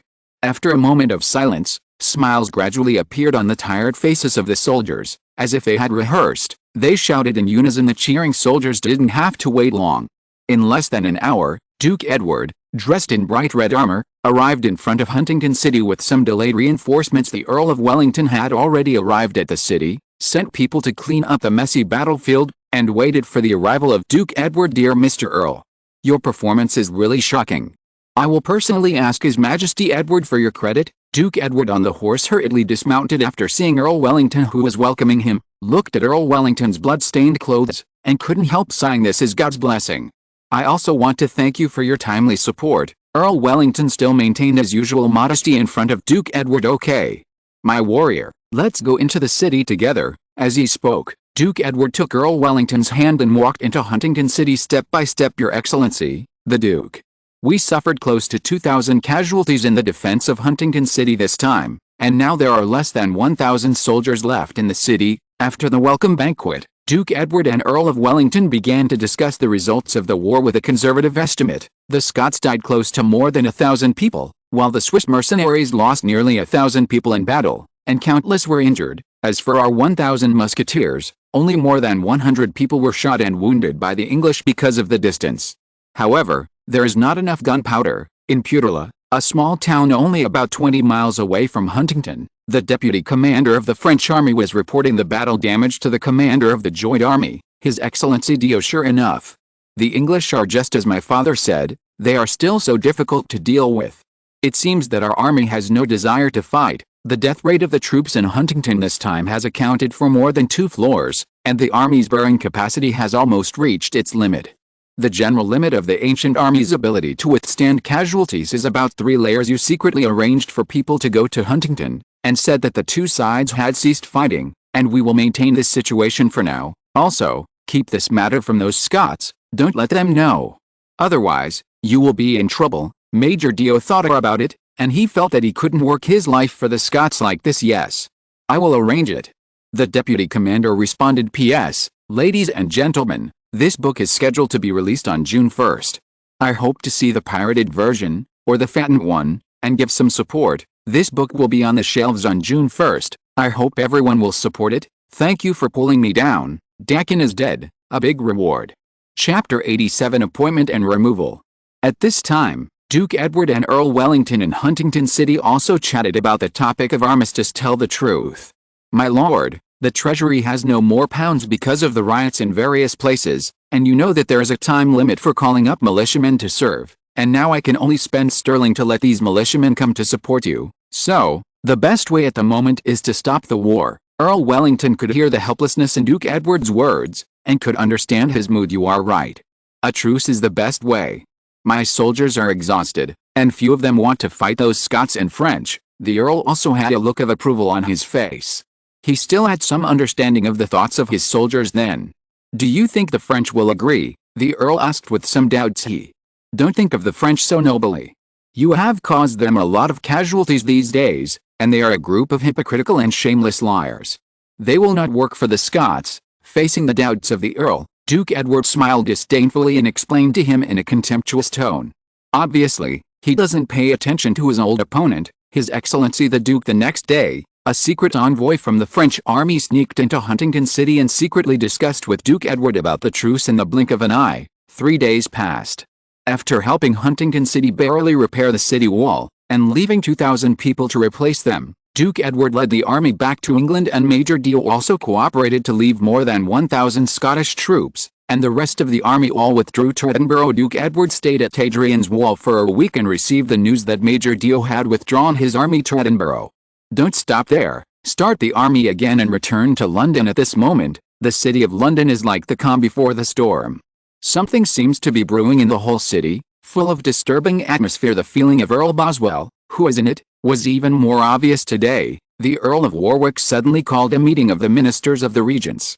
It is normal to have a meeting, but it seems abnormal to hold a meeting when Duke Edward is not in London. After staying in this conference room for a while, watching the well-dressed ministers of the committee arrive one after another, Earl Boswell greeted each of them with a cordial smile. The atmosphere looked good, but His Excellency the Earl still had an ominous premonition, especially the somewhat weird smile of the Earl of Warwick when he finally entered, which made him feel Cold War to death. Gentlemen, there is an urgent reason for summoning you today in the absence of Duke Edward. Seeing that the old Bishop Thomas sat down securely, the Earl of Warwick felt that the timing was about right, so he opened his mouth and said, "Tell everyone a very bad news.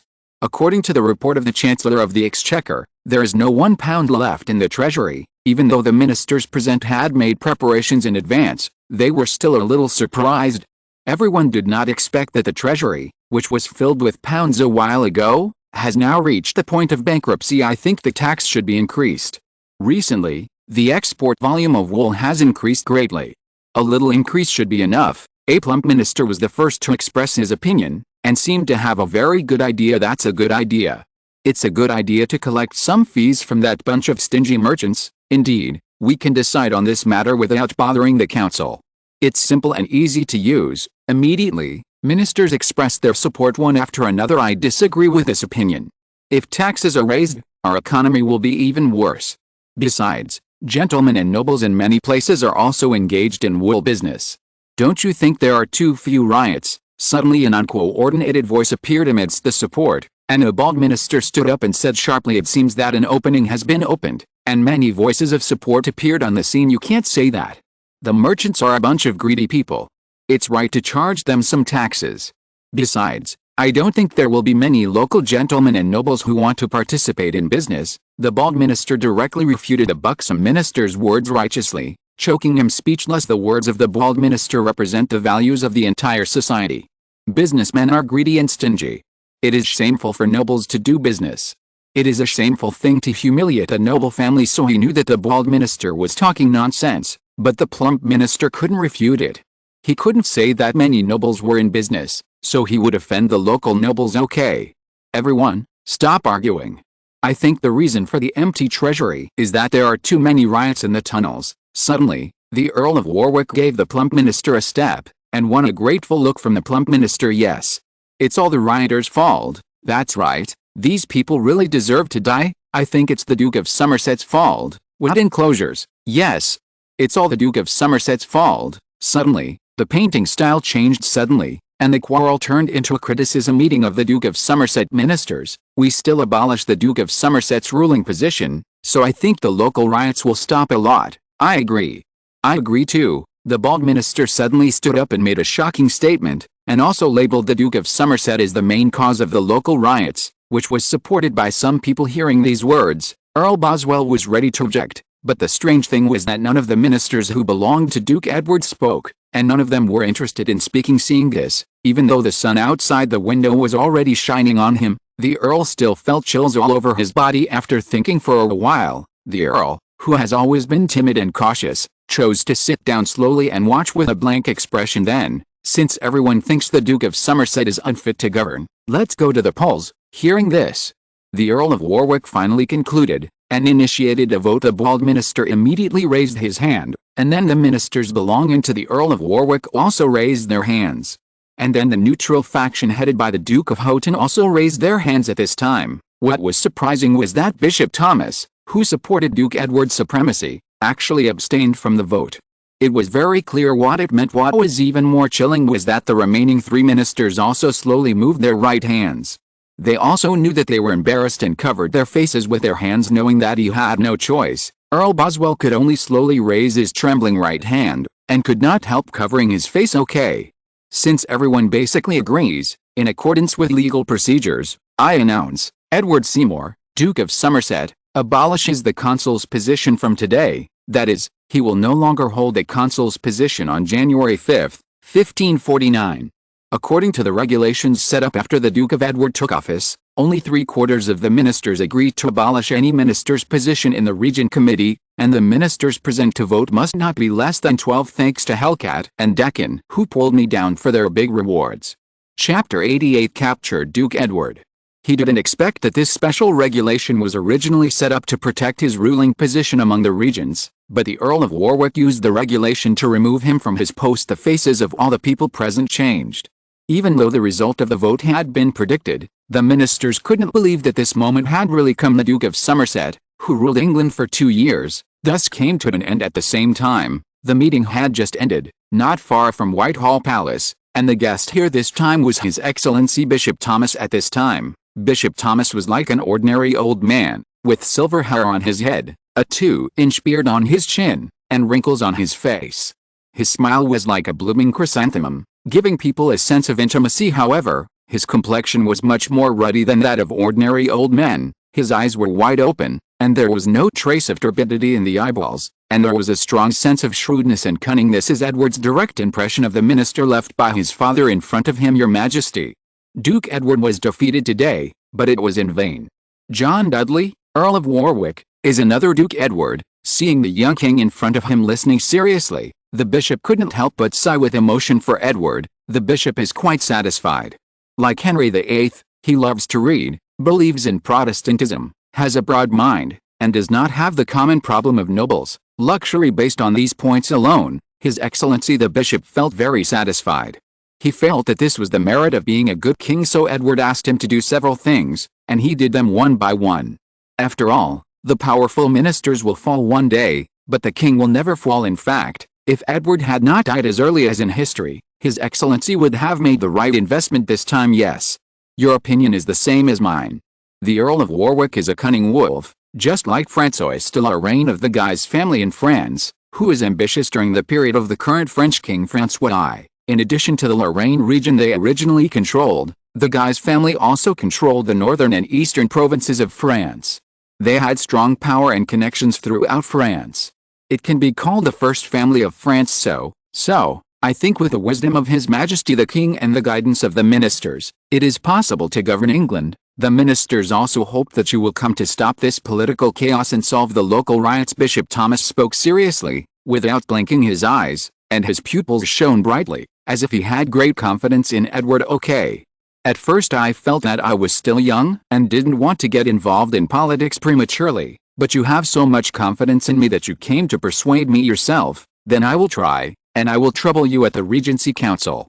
Edward seemed to have a hint of helplessness in his tone, as if he was reluctant to agree after being persuaded by Bishop Thomas regarding this matter. My Majesty, please rest assured, after all, His Majesty the King's own administration is also what the ministers hoped for. Seeing that Edward agreed, Bishop Thomas smiled, and the creases on his face relaxed a lot. The goal was achieved, and the bishop seemed to relax a lot, and began to discuss Protestantism with Edward. Of course, for Protestantism, Edward was full of support, following the bishop's words, and slowly cooperated immediately. The atmosphere in Whitehall Palace became much more harmonious, and even the light rain outside the house became much cuter. 3 days later, Duke Edward, who returned to London with a smooth journey, had not received the news that he was deposed, and rode back to the Duke's mansion with a happy face. He walked into his mansion with joy, but it was not the butler who greeted him, but the judge of the Star Court and the court guards behind him. My lord, have you gone to the wrong place? Looking at the judge and his party in front of him,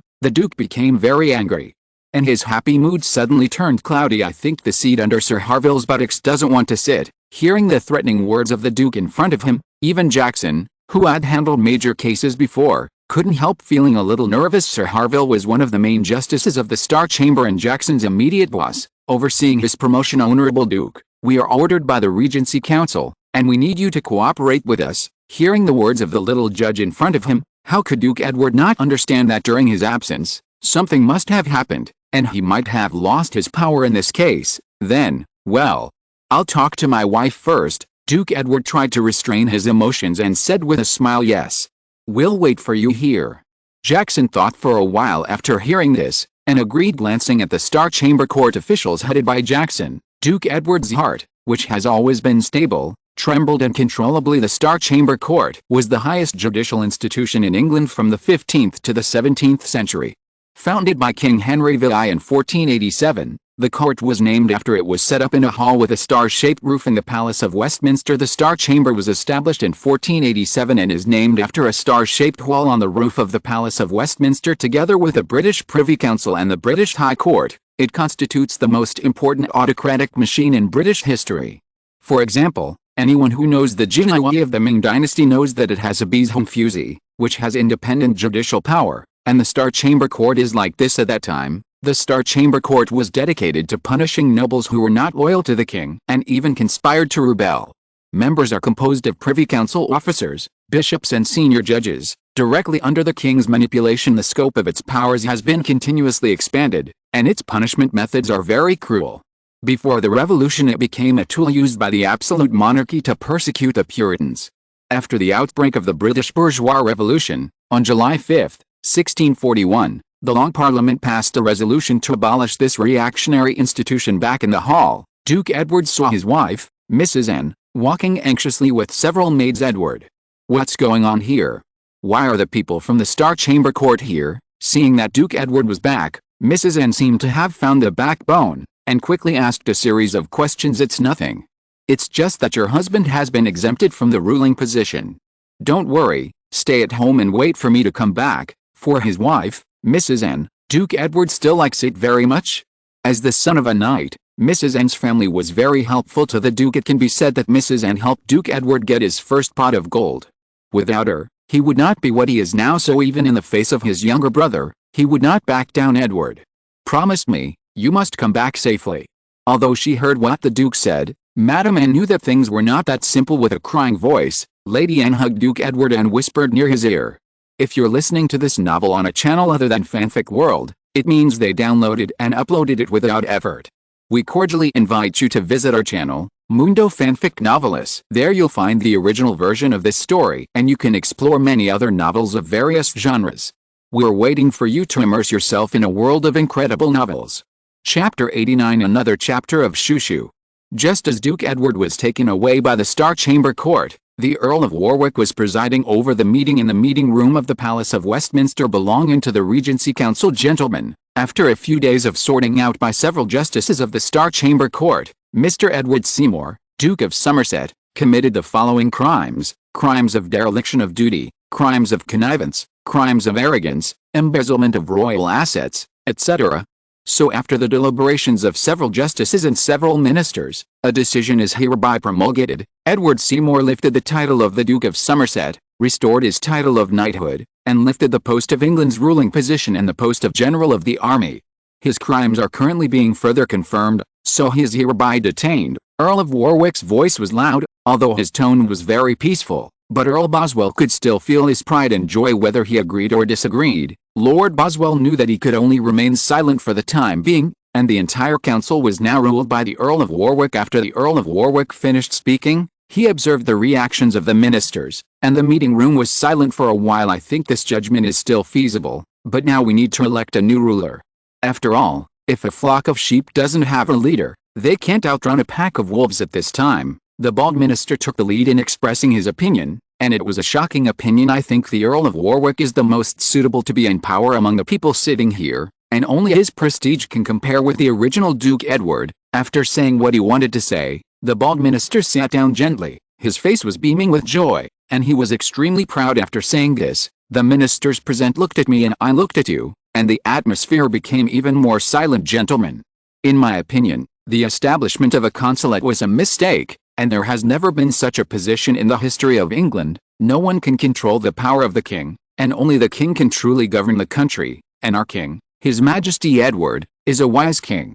We cannot underestimate him because of his age. So, gentlemen, it's time for our king His Majesty to rule. I propose that His Majesty Edward come down to lead England at this time. Bishop Thomas stood up slowly, with the traces of time remaining under his vicissitudes of life, and spoke sentence by sentence in his hoarse voice. Although the voice was not loud, the ministers sitting here listened to it word for word. No one expected that Bishop Thomas would drop such an astonishing bomb at this critical moment. His Majesty Edward's body may not be able to bear it. After Bishop Thomas finished speaking, the smile on Earl Warwick's face froze instantly, and he froze there in embarrassment. It was the bald minister who built a ladder for the Earl to ease his embarrassment. However, his tone was a little weak, and he seemed a little lacking in energy. I think the news of your Majesty has fallen behind. His Majesty's health has been very good recently, and the doctor hasn't been here for half a year. With His Majesty the King's wisdom and martial arts, there is no problem in ruling England. I agree with the bishop's proposal, Bishop Thomas retorted without labor, and Earl Boswell stood up directly, pointing out the flaws in the bald minister's words directly also. My Lord Minister, please don't slander His Majesty Edward at will, and be careful that the Star Chamber Court will sue you for defamation. Finally, Earl Boswell gave a small warning to the bald minister. Hearing this, the bald minister smiled resentfully, touched his nose and stopped talking. Of course he knew that the Star Chamber Court would not arrest a minister because of this. But it would be more unreasonable for him to slander the king in front of everyone. I also think it is very appropriate for His Majesty the King to be in charge. We also know that the local riots are all under the banner of opposing Duke Edward. Now that His Majesty the King is in charge, it will be much easier to suppress it. So, I also agree with Bishop Thomas' proposal. The Duke of Houghton also expressed his opinion at this time. The Earl of Warwick's behavior towards Baron Seymour's downfall made him very unhappy. What's more, the appearance of powerful ministers is an abominable thing. After all, the Earl of Warwick may be more powerful than Duke Edward at present, and he, the Minister of the Regency Council, will definitely stand aside. Earl Boswell's statement led to a group of ministers who were originally close to Duke Edward. They agreed to remove Duke Edward because Duke Edward blocked the way of money for local gentlemen and nobles, and may also block their way of getting money. They don't like the Earl of Warwick very much, so they are still optimistic about the King's pro-government. And now Colden's statement means that the neutral faction is moving closer to Edward. At present, Edward has won 7 votes, and he has almost locked in the pro-government. The Earl of Warwick glanced at Bishop Thomas, who was sitting there motionless, and weighed the pros and cons in his heart, feeling that his objection would have little effect. Shaking his head, the Earl slowly raised his right hand. I also agree with Bishop Thomas' proposal. The other 5 ministers who had been looking at the color of the Earl of Warwick saw that the Earl whom they supported agreed, and there was no reason to object. As a result, the 13 ministers present unanimously agreed to Edward's proposal for pro-government. After today, Edward will be on the political stage of England under the name of Edward VI. Many people don't know why Edward is Edward VI. In fact, this is different from the overflow number after the death of our Chinese emperor. We all know that Westerners like to use the names of their ancestors when naming their names. This has resulted in many kings with overlapping names in the West. So how do local people distinguish their own kings? So there's the title Edward VI, which refers to the 6th king named Edward in the history of England, and Westerners are so casual in the original history. John Dudley, who was named Earl of Warwick by Henry VIII in 1546, became a member of the Regency Council in 1547, and in 1549 he secretly plotted to force the Duke of Somerset to step down and take full control of the government by himself. Moreover, he, like Edward, made himself Duke of Northumberland in 1551, and ordered the arrest and execution of the Duke of Somerset in 1552. He strictly followed the Protestant canons, supported the religious reform, and has been carrying out religious reforms that were more intense than Duke Edward's. But he did not limit the enclosure historically. Before Edward VI died in 1553, he asked Edward to pass the throne to Princess Jane Grey, daughter of Henry VII's sister, who had become his daughter-in-law at this time. But Mary Tudor, Edward's sister, supporters revolted, and he was arrested and executed for treason. His 5th son, Robert Dudley, was the Earl of Leicester, a favorite of Queen Elizabeth. Chapter 90 Meeting. On January 9, 1549, Whitehall Palace. Edward got up early this morning, and was served by Lucy and Luna, and put on the king's grand costumes on solemn occasions. The king's clothing is different, and today at Whitehall Palace, Edward will receive senior government officials in England to show that he is about to rule. This set of suits like Edward's were all hand-sewn, which took a lot of time and labor, and the fabrics used were quite expensive at the time. It is not an exaggeration to say that a piece of white cloth made of flax needs to go through 20 processes, and it takes several months to make it. Some clothing materials even come from pure gold or silver bars, which require even more meticulous workmanship. The unique ones are even more valuable. Hand-woven lace is often used to decorate garments, but it is made according to a specific garment style and is sometimes the most expensive part of an entire garment, and Edward is wearing such a pair of gold-colored costumes, wearing a purple robe, which looks very eye-catching. Moreover, Edward also wore a golden crown inlaid with various gemstones, which was heavy and a bit big. Looking at the majestic and wealthy self in the mirror, Edward felt okay. At least the king's luggage was pretty good, except for the cumbersome points during the Tudor period. With the strength of the royal power, Henry VIII stipulated that purple and yellow were the exclusive colors of the royal family, and no one should violate them. Moreover, Henry VIII also formulated a series of dress rules, which were clearly ordered by nobles and commoners to abide by. Your Majesty, how do you feel? Lucy, who had been busy for nearly an hour, couldn't help asking when she saw Edward looking in the mirror, as if she wanted to know the fruits of her labor. Very good. Not bad. I will reward you with an extra piece of bread for lunch today. Looking at Lucy with a look of curiosity, Edward couldn't help teasing her sister. Look, Your Majesty is bullying me. Am I that delicious? Hearing Edward's teasing, Lucy's delicate face couldn't help pouted. She stretched out her hands to hug Luna's arm, and shook it back and forth. I saw that Lucy's well-developed opie had become a small apple, and Luna's arm was surrounded by the apple, struggling hard.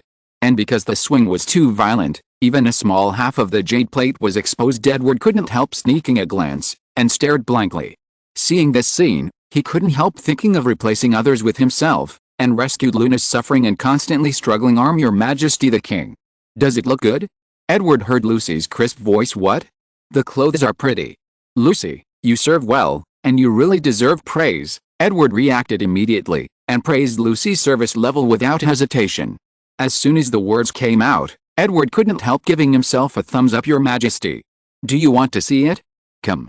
Look carefully. Seeing that Edward wanted to change the subject, Lucy let go of Luna's arm, walked to Edward's side, and puffed up her chest. Looking at the two small apples wrapped in a thin layer of cloth in front of him, Edward took a look, then turned around immediately, thinking in his heart, form is emptiness, emptiness is form, two Buddhist mantras. Ha ha ha. It turns out that His Majesty the King has a wicked heart and no guts. Seeing Edward turn around directly, pretending to be an ostrich, Lucy couldn't help but smile coquettishly. Okay. Lucy, don't talk to His Majesty like that, understood? Sister. Lucy stuck out her tongue when she heard her sister's scolding, and answered unwillingly. Little hoof, if I wasn't afraid that I would end up like that boy in the future, I would have dealt with you long ago. Edward thought bitterly in his heart that he had already accumulated a lot of anger at being molested by his maid, but it was a pity that he could not release it yet. Sister Lucy Luna, who is 2 years older than Edward, is already 14 years old. Western women develop very early, and they also understand that Edward is everything to them. So recently, the two have tried to lure Edward to commit a crime, but is Edward such a person? He has been carefully protecting his body, not allowing anyone to possess him. After all, he is only 12 years old. Brother Edward, why are you dressed so beautifully? At the door of the room, the sleepy little Mary rubbed her eyes, looked at the well-dressed Edward and asked in a childlike voice. At this time, the little Lolita was wearing a rabbit pajamas made of wool specially made by Edward for her, covered in red hair, with 2 long pink ears standing upright, looking extremely cute. It's nothing. My brother has something to do today. Go and wash up with Aunt Casey, and when my brother comes back, I will accompany you to feed Lilith for dinner. Okay. Edward approached little Mary, squatted down, and said to little Mary, okay. I'll feed Lilith together when my brother comes back. When little Mary heard that she was going to feed the little red horse Edward had given her together, she couldn't help smiling sweetly, showing her white teeth. Little Mary took Kathy's hand and went to wash up. Let's go. Go to the Great Hall of the Palace of Westminster. I think the ministers can't wait. After Edward walked out of Whitehall Palace and got into the carriage, he did not forget to remind Sister Lucy, who was making a fuss standing on both sides of the red carpet. Are these handsome English ministers, guards in red jackets, with a king's crown on their chests, and tall black bearskin hats, guarding Edward step by step? A tall and thin guard saw Edward coming, and couldn't help singing loudly, by the grace of God, here comes His Majesty Edward VI, King of England, France, and Ireland, guardian of the faith, and head of the Church of England and Ireland. Following the shout, all the ministers who were whispering to each other suddenly regained their silence, bent down and took off their hats to salute. Edward glanced at the guard who was shouting. This was Vega Smith, the eldest son of Baron Smith, standing in front of dozens of ministers. It would be a lie for Edward to say that he was not nervous, but at the moment he felt an excitement filled with power. Good day, gentlemen. Edward also nodded slightly and said, "Today, Bishop Thomas presided over the meeting with the ministers." I saw him walking slowly to Edward's side, bending over, and guiding Edward with his hands. "Your Majesty, this is the Privy Councillor, the Earl of Warwick of the Regency Council." "Hello. Your Excellency the Earl." Edward said softly. "Hello. Your Majesty the King. It is my honor to serve you." The Earl of Warwick's tone was very humble, and he saluted Edward. "This is the Privy Councillor, the Earl of Boswell of the Regency Council." Edward looked at the fat nobleman, and the voice of Bishop Thomas rang in his ears. "Hello. Your Excellency the Earl." "Hello. God bless your Majesty the King." Lord Boswell patted Edward's horse lightly, and Edward couldn't help smiling. Next, Bishop Thomas took Edward to meet dozens of ministers who had arrived, but Edward couldn't remember that many, only a few of them, like Borman Randall, Keeper of the Seal, Ferrus Alexander, Speaker of the Privy Council and Chancellor of the Exchequer, Lord Justice Earl Robert, Secretary of State Don Francis, and of course the most important, Warwick Count. Chapter 91 Testimonials. 3 months passed in a blink of an eye, and the second generation also updated it with everyone for 3 months. I wrote this book purely for interest. I am also a regular reader. I think that I have finished reading Chinese history, and there are very few foreign ones. Simply write it yourself, so, there is this book. As a newcomer, the second generation's writing style is immature. Thank you for your support, which made me persevere. For example, the Prussian nobleman was the first to support the reward, and there are also Lancaster Coup, The Silent Fay, Minhang Dream Talk, 2ITTY, Best Man, Quis, Lily 599, LP 001735, NRPHF5, The Cure Tang Hen, Queen Singing and Dancing Mulan's How, Love the Stratosphere, Bring Down My Great Kin Is Dead, Gynecological Little Warm Man, Arctic New Wind, DK, Phi Ian, etc. All of them have been supporting me all the time. These people vote for it almost every day. To be honest, as a new author, I am touched and excited by so many people supporting me. My requirements are not high. If you have money, you can subscribe or give a reward. The same is true for Pirated Brothers. Come to collect, vote, and reward, whatever you want. If the financial ability is okay, everyone should try to subscribe. I also know that you have more than one book on your shelf, so I don't force it.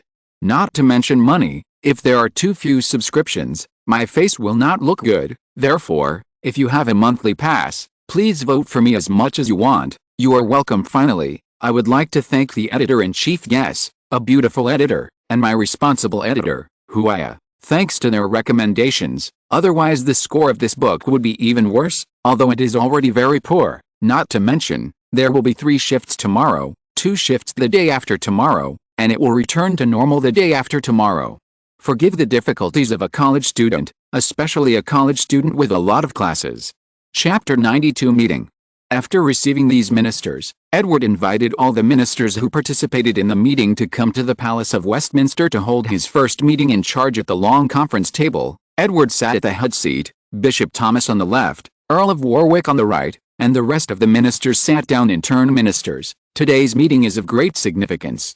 Our esteemed His Majesty Edward presides over England's affairs in person, so, everyone speak freely and report the current situation in England to His Majesty. After saying this, Bishop Thomas sat on a chair and acted as if he was listening. Your Majesty, the most urgent thing now is, there is no pound in the treasury. The Minister of Finance, Ferrus Alexander, was the first to speak. Chancellor of the Exchequer. Literally, this position is responsible for the custody of the royal family's jewels.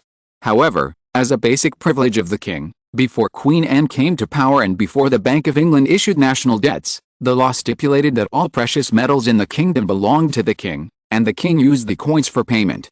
Therefore, the treasurer of jewelry and precious metals actually controlled the kingdom major financial affairs. Tell me the specific situation. Your Excellency the Minister. Edward looked at the tall and thin Chancellor of the Exchequer with dark blue eyes, and said softly, Your Majesty, please let me explain it to you in detail. Ferrus stood up, bowed to Edward, and said the tax revenue in 1547 and this year reached £450,000.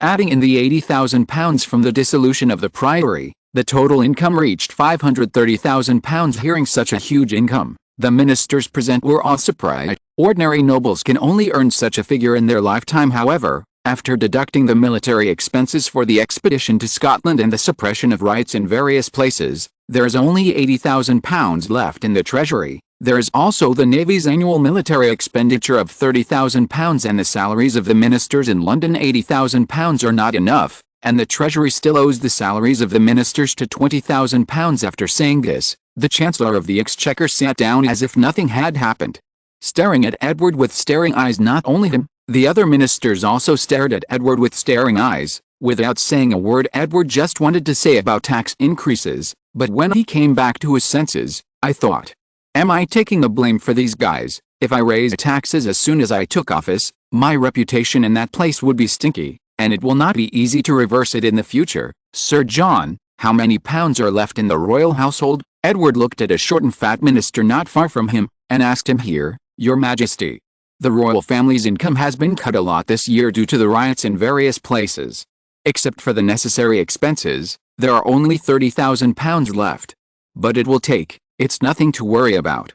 They are lent to the national treasury, and the annual interest is 10%, and the last time the pirates entered London, were those merchants irresponsible? Let them raise up to £20,000, and £50,000 will be enough for the treasury to last until the next quarter. After interrupting the fat man, Edward looked at the Minister of Finance, Ferrars Alexander. Enough, Your Majesty. Ferrars responded in a hurry, his face full of surprise. He didn't expect that the always stingy royal family would support the national treasury. This surprise came so suddenly that he couldn't believe it for a while. Yes, Your Majesty. Follow your instructions. Sir John looked aggrieved, and his tone was full of reluctance, as if he had been raked. After all, 10% interest is really too little. According to the current market, once £30,000 are released, 50% interest is considered low. John Robert, the Minister of Royal Affairs, specializes in managing the income of the royal family, such as the output of the territories directly under the jurisdiction of Lancaster, and the income of the royal family's real estate and shops in various places. It can be said that it is Edward's direct vassal. Edward is quite satisfied with this retainer handed down from Henry VIII. The income of the Tudor royal family has been increasing every year, so he did not replace this minister who has served the royal family for many years. Your Majesty, the most important task now is to quell the riots that have occurred in various places.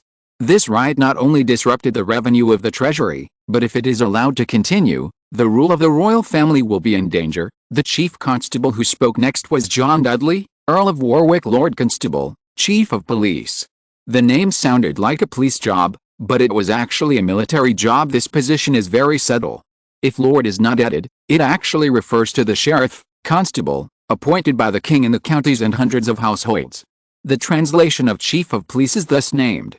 But in fact, the police chief is a military post, and his main responsibility is to command the army of the Kingdom of England together with the hereditary royal general, that is, the post before Duke Edward was deposed. During the war, therefore, in the current absence of Duke Edward, the Earl of Warwick is responsible for the security and military, militia, issues of the entire England. Well, recently the militias in various places have been serving extraordinarily in order to suppress the riots. Not only have the expenditures of the treasury been drained like water, but the militias in various places have also lost a lot. How about it, Your Excellency Francis? You can draft a decree later, ordering the sheriffs of each county to maintain or suppress the riots in this county. If the riot in any county continues to expand, I will meet him again in the Star Chamber Court. Edward raised his voice and said in a domineering tone, if one ignores his youthful appearance, it's a pity that Edward has reached the stage of development, and his voice has begun to change. However, if there is no riot broke out in any county and the riot is suppressed in time, report his name and reward him. Edward knew that the magistrates everywhere were basically vested interests, and they turned a blind eye to the riots instigated by the gentlemen, and they were full of water. If you don't threaten them, they won't work hard. If you add the temptation of interests, they will definitely exert 120% of their strength after the meeting is over. Show me the decree after you draft it, and then let Baron Randall stamp it. Yes, Your Majesty. Yes, Your Majesty. Secretary of State Don Francis and Keeper of the Seal Borman Randall responded in unison. The Secretary of State was very powerful in England at this time. Before the cabinet appeared, the Secretary of State actually performed the functions and powers of the cabinet today. The cabinet secretary in the UK, who is actually in charge of the affairs of various ministries, called Second Minister in Japan, and the Secretary of State in the United States are in fact the continuation of the concept of this position as for the Minister of Seals. This position does not seem to be important today, but it was an important position in history in the feudal era. The Great Seal was regarded as a symbol of national power. In 1642, Charles I fled from London and took the Great Seal away, which almost made the Congress unable to operate when James II fled. He deliberately threw the Great Seal into the Thames River to prevent Parliament from governing. Chapter 93. Under the meeting, Edward was quite satisfied with the attitude of the two ministers. After all, the majesty of the king had not descended on them for 2 years. These two important ministers had a respectful attitude towards Edward and had a great influence, which indicated that the ministers left by Henry VIII had fully accepted Edward's pro-government, and on the surface they had obeyed Edward's leadership. Is there anything else? Gentlemen. Edward frowned as he looked at the conference room that had fallen silent again, and asked in a deep voice. The Earl of Warwick glanced at Chief Justice Earl Robert, who was solemnly closing his eyes, and blinked at him, and His Excellency opened his eyes at the right time, just in time to see the Earl of Warwick's gesture to him. Your Excellency shook his head slightly, indicating no, but the Earl of Warwick shook his head to express his refusal, and the Earl's eyes became sharper, looking at the Earl of Warwick, who was staring at him closely. His Excellency sighed helplessly, scratched his ears, and stood up. Your Majesty, Earl Edward has been captured by the Star Chamber Court and has been convicted. I don't know how you will deal with it, Your Majesty. Knowing that Edward Seymour was the uncle of His Majesty the King, the justice still bit the bullet and reported to Edward. Hearing what His Excellency said, Edward couldn't help but shoot him with his eyes. Seeing His Majesty's sharp eyes sweeping towards him, the judge couldn't help shrinking his neck, then reacted instantly, puffed out his chest, and looked at Edward with his eyes. Seeing the virtue of the judge in front of him, Edward knew that this was not his idea. Probably ordered by the Earl of Warwick. Edward glanced at the Earl of Warwick, who was pretending to be there, and couldn't help thinking, my lord, I feel that Earl Edward's crimes are light compared with his merits, although he caused frequent riots in the country and promoted the alliance between Scotland and France. But we can't deny that he captured Scotland and expanded our border to Huntingdon, maintaining our advantage and oppression over Scotland, and the relationship between Scotland and France has always been very close. This time it has just accelerated. In fact, when Duke Edward withdrew to London, Major Dio signed a closer treaty with Queen Mary of Scotland, including that France could send 2,000 troops to station in Edinburgh, and the French army of 2,000 people has become a weapon for Queen Mary to control the government. Scotland is gradually in the hands of this French woman, and the Scottish regent, the Earl of Allen, has almost become a display. So, I think Earl Seymour can be released now. After all, his duke and ruler have been deposed. You say yes. My dear judge, do you have any questions from the ministers? Yes, you are right. Earl Seymour can indeed be released. Regarding Edward's pressing question, Judge Robert wiped the sweat from his forehead, feeling a little overwhelmed, so he had no choice but to agree. No, you're right. Facing Edward's rhetorical question, all the ministers shook their heads and agreed unanimously. The next discussion is Edward's own deployment, but this cannot be proposed by Edward himself, so this important task is handed over to the Minister of Royal Affairs, John Robert. Ministers and Your Majesty the King, some time ago a group of pirates entered London. They persecuted the nobles with impunity. Fortunately, God bless, Your Majesty is safe and sound, and recently there have been riots in Cumbria and Lancashire near London. These common people are ignorant. Even the royal guards are extremely brave, but a tiger can't hold back a pack of wolves.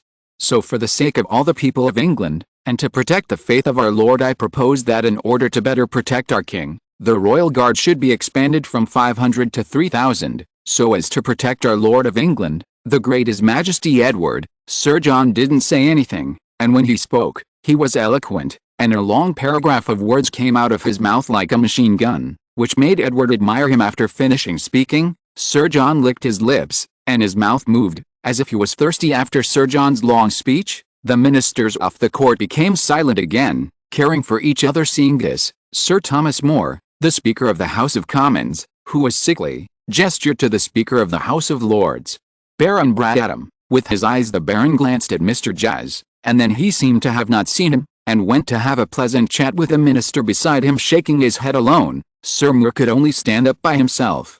Sighing inwardly as the Speaker of the House of Commons, he could not ignore the position of the House of Commons, so he could only bite the bullet and offend His Majesty the King and Sir John. I have some objections to Sir John's proposal. After all, These pirates and riots do not happen often. Besides, His Majesty the King is still safe at present, so there is no need to increase the guards. Since the establishment of Parliament, members of Parliament have unanimously resisted that the King has too many troops. They believe that a king with an army must be dictatorial. Seymour did not expect that the Speaker of the House of Lords, Baron Adam, ignored his duties and allowed the King to expand his army, and he can't. If he can't resist, the members of the House of Commons will definitely criticize him. I don't agree with Seymour's words. His Majesty the King's safety cannot be missed. Are you responsible for something? Earl Boswell suddenly came to check his presence at this time. It seems that he wanted to show his loyalty to Edward. In the face of Earl Boswell's rebuttal, Seymour didn't say anything more. As long as he had an appropriate meaning, it would not be worth the loss if he broke his skin. Moreover, today's Parliament can no longer restrict the King's rights, and there is no way to stop it. My lord, the Earl, do you have any comments? Edward turned his head and asked Bishop Thomas and the Earl of Warwick. Nothing. Very good. Both of them smiled and agreed. Okay.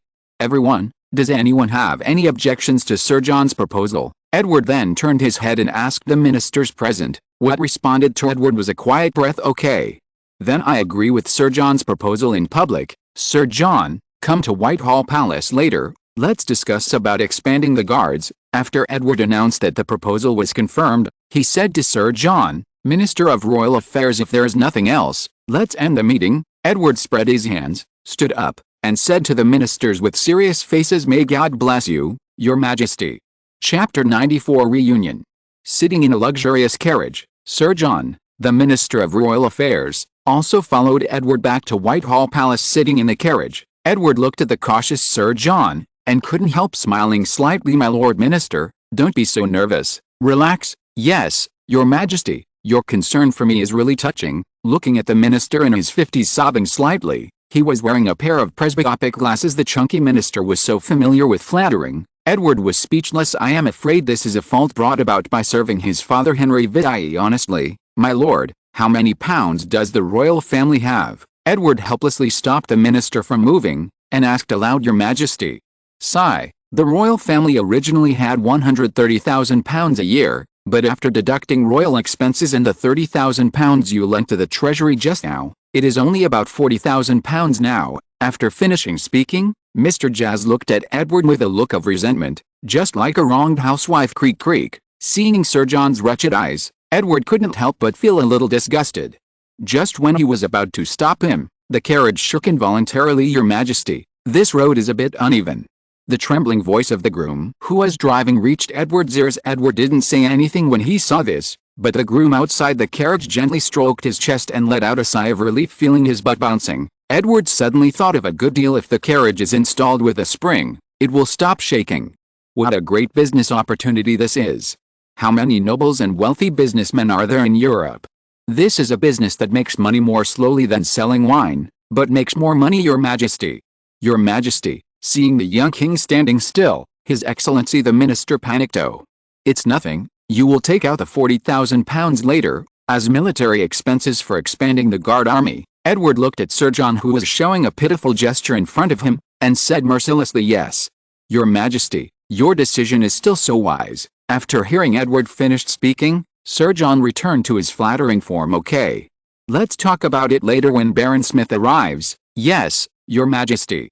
Follow your instructions. Although Edward likes to listen to flattery, he still can't stand such a large dose in this way. Within 10 minutes, Edward brought Sir John to Whitehall Palace. Lucy, go and ask someone to invite Baron Smith. After getting out of the carriage, Edward directly ordered to meet Lucy and said, Yes, Your Majesty.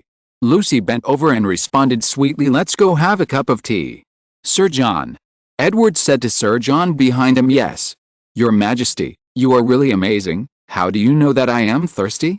My admiration for you is beyond words. When Sir John heard Edward's arrangement, he spewed out countless nasty words, and Edward was speechless again. Okay, sir, let's drink tea first. After Edward finished speaking, he hastily quickened his pace and stayed away from Sir John. Soon, the arrival of Baron Smith relieved Edward of his predicament. Being with a long-winded and sycophant by his side really made Edward's life worse than death. Your Majesty. Here I come. Baron Smith was as straightforward as ever. Your Excellency the Baron, the guards will expand from today, Edward said to Baron Smith with a hint of excitement. Really? That's great. I don't think 500 people are enough to protect you." Baron Smith was also very excited when he heard Edward's words. After all, the expansion of the guards means that his rights have also expanded a lot. "No man thinks that the power of mobile phones is too great. That's right. Your Majesty, your bodyguard army should have been expanded a long time ago. Your safety is the most important thing." "Those ministers who oppose the expansion really have bad intentions," Sir John interjected again. "In good time from today onwards, you and Sir John will be in charge of recruitment. You are responsible for the specific recruitment, and Sir John is responsible for the financial expenditure," Edward said to Lord Smith and Sir John, who were hunched over. "Yes, Your Majesty." "Follow your instructions, Your Majesty." The two responded in unison. "Uncle Smith, you give priority to adopting orphans up to the age of 14. Afterwards, Sir John, you cooperate with Baron Smith to select guards in the royal domain." After talking for a while, Edward felt a little thirsty, so he took a sip of the tea that Lucy brought. "Sit down, both of you, drink a cup of tea to moisturize your throat." The two sat down on the chair obediently, and Sir John was about to speak when he was stopped by Edward's stern eyes. "Half of the people selected next will be local gentlemen, and the other half will be free folk. The age must be between 16 and 20, and no diseases whatsoever. From a freeman background, it doesn't matter if you are thinner. As long as you are healthy. The selection method is based on the length of the run, and the selection is in order from the most to the least." In this way, Edward chatted with Baron Smith and Sir John until 1 o'clock at noon. "Your Majesty, it's time for lunch." Seeing this, Lucy whispered in Edward's ear, "Well, gentlemen, let's have lunch together." Edward used another good way to win over eating together, "Your Majesty." And, before Sir John could finish his sentence, Edward blocked him back, leaving Sir John with an aggrieved face at the end, the evil dividing line. At this time, after the meeting chaired by Edward was adjourned, the order to release Duke Edward immediately reached the Star Chamber Court. In a narrow dark room, the former Duke Edward stared blankly at the book with an indifferent expression on his face. "Without saying a word, Your Excellency, you are free." Judge Jackson opened the door. Although there was no expression on his face, the flattery in his tone was obvious. After Duke Edward was dismissed from the title of Duke, he regained his original title of Earl, but his nephew, King Edward, began to rule in person, and he may be remembered when he will be remembered. So Jackson was a little judge, but polite to Edward. "Seymour, really? It seems that my nephew saved me. If it were Earl Walkery, I would have been interrogated." Jackson didn't answer this sentence. As a young judge, he is neither qualified nor courageous. With that said, Duke Edward walked out of the dark room, passed through the long corridor, and heard knocking on doors in various dark rooms. At this moment, Earl Edward was deeply moved when he arrived at the door. He saw his family's carriage parked in front of the Star Room Court, and his wife, Mrs. N, was walking back and forth anxiously. "Anne, I'm back." Duke Edward called his wife. "Is that you? Edward, you're finally out." Mrs. N rushed over when she saw Duke Edward. "I thought you couldn't come back?" "God bless you." Mrs. N cried with joy as she hugged Duke Edward. Chapter 95. Hugging his arrogant wife, Duke Edward gently stroked her back and comforted her from time to time. Okay, I'm back." Mrs. N kept sobbing while holding Duke Edward. Mrs. N, who had been going smoothly at home and outside, showed her little daughter attitude today. "Annie, let's go back. It's not good to be influenced by the public." Hearing these words, Madame N quickly wiped her eyes and left Duke Edward's embrace. Duke Edward took Lady Anne's hand and slowly boarded the carriage. "Edward, I'm really worried about you. Fortunately, the little king pardoned you, and I'm ready to beg him, Mrs. and looked rejoiced, which made Duke Edward feel distressed. "Anne, we are going back to Wiltshire. We can't stay in London anymore." Duke Edward, no. Earl Edward looked at Lady Anne, his eyes were shining brightly, but Madame Anne was interrupted by Earl Edward just as she spoke. "Right. It's an intoxicating thing, a poisonous wine with temptation. Let's stay away from it." There was a trace of loneliness in Earl Edward's eyes, but also a trace of relief. "Okay. Listen to you. As long as you are safe." Mrs. N thought for a while and said with some perseverance, "Edward Seymour was born in Wiltshire to Sir John Seymour and Marjorie Wentworth. His blood from his maternal grandfather gave him blood from King Edward III of England and the Percy family. From this calculation, he and Henry VIII are the great-grandson relationship of the fifth generation. Hall. It can be regarded as a noble blood, and the rights have almost been engraved into his bones." He did not expect that after this coup, he would look away, or be afraid. Whitehall Palace. When Baron Smith and Sir John were left to eat, Mary, who was already 7 years old, also sat and shared lunch. Baron Smith was already familiar with Mary, but Sir John, who met Mary for the first time, was surprised one bite at a time, and God bless the poor little heart beating. It was a great honor and surprise for Sir John to have lunch with the King of England and the Queen of Scotland at the same time. Therefore, during the meal, Mary personally received the greeting from the royal steward, so the lunch ended in a hurry. But for Sir John, this lunch was quite grand. On the way home, Sir John couldn't stop thinking about it. He felt that this lunch was something he could brag about for half his life. Edward finished this relatively boring lunch, and then followed Mary to a royal lawn outside London to feed her. Lilith, hurry up, brother Edward, Lilith must be hungry. Edward walked slowly behind, and Mary ran ahead with short legs, calling Edward from time to time. It's okay, I'm not hungry. Isn't there a groom? Edward said weakly after finishing his meal. Lilith only eats what I feed her, she won't eat what the groom feeds. Brother Edward can't talk nonsense. Little Mary puffed out her round, small and delicate face, and said to Edward angrily, okay, I was wrong. Lilith only eats what Mary feeds, and what Mary feeds is delicious. Edward waved his hands helplessly, and said to her in a low tone, HMPH. Brother Edward is so stupid, he doesn't even know this, huh? Hearing that Edward admitted his mistake, little Mary stuck out her pink tongue, pulled down her right eyelid with her right finger, and made some funny faces at Edward. In this way, while little Mary was bouncing around, Edward and his party came to the stable. In the middle of a green grassland less than 10 acres, a row of wooden houses 10 feet high and hundreds of feet long came into Edward's eyes. The stables are divided into small compartments up to 10 feet wide, and dozens of horses are kept here, and almost all the favorite horses of the Tudor royal family are here. Approaching the stables, horses of various colors barked non-stop, among them Edward's royal horse Arthur, who was young and strong, barked the most powerfully. Remembering that he hadn't slipped away from Arthur for a long time, Edward couldn't help walking over quickly. Sure enough, that kid Arthur grinned, showing his snow-white front teeth, sticking out his tongue, with a naive face. Yelling indistinctly after seeing Edward approaching, Arthur screamed even more joyously, drooling on the ground, without any demeanor of a king. Opening the railing, Edward led Arthur out, and Arthur jumped back happily, pushing the big horse's head straight into Edward's arms. Okay, I know you miss me, you are already a big boy, I can't do anything to you. Seeing Arthur begging for a hug, Edward looked helpless.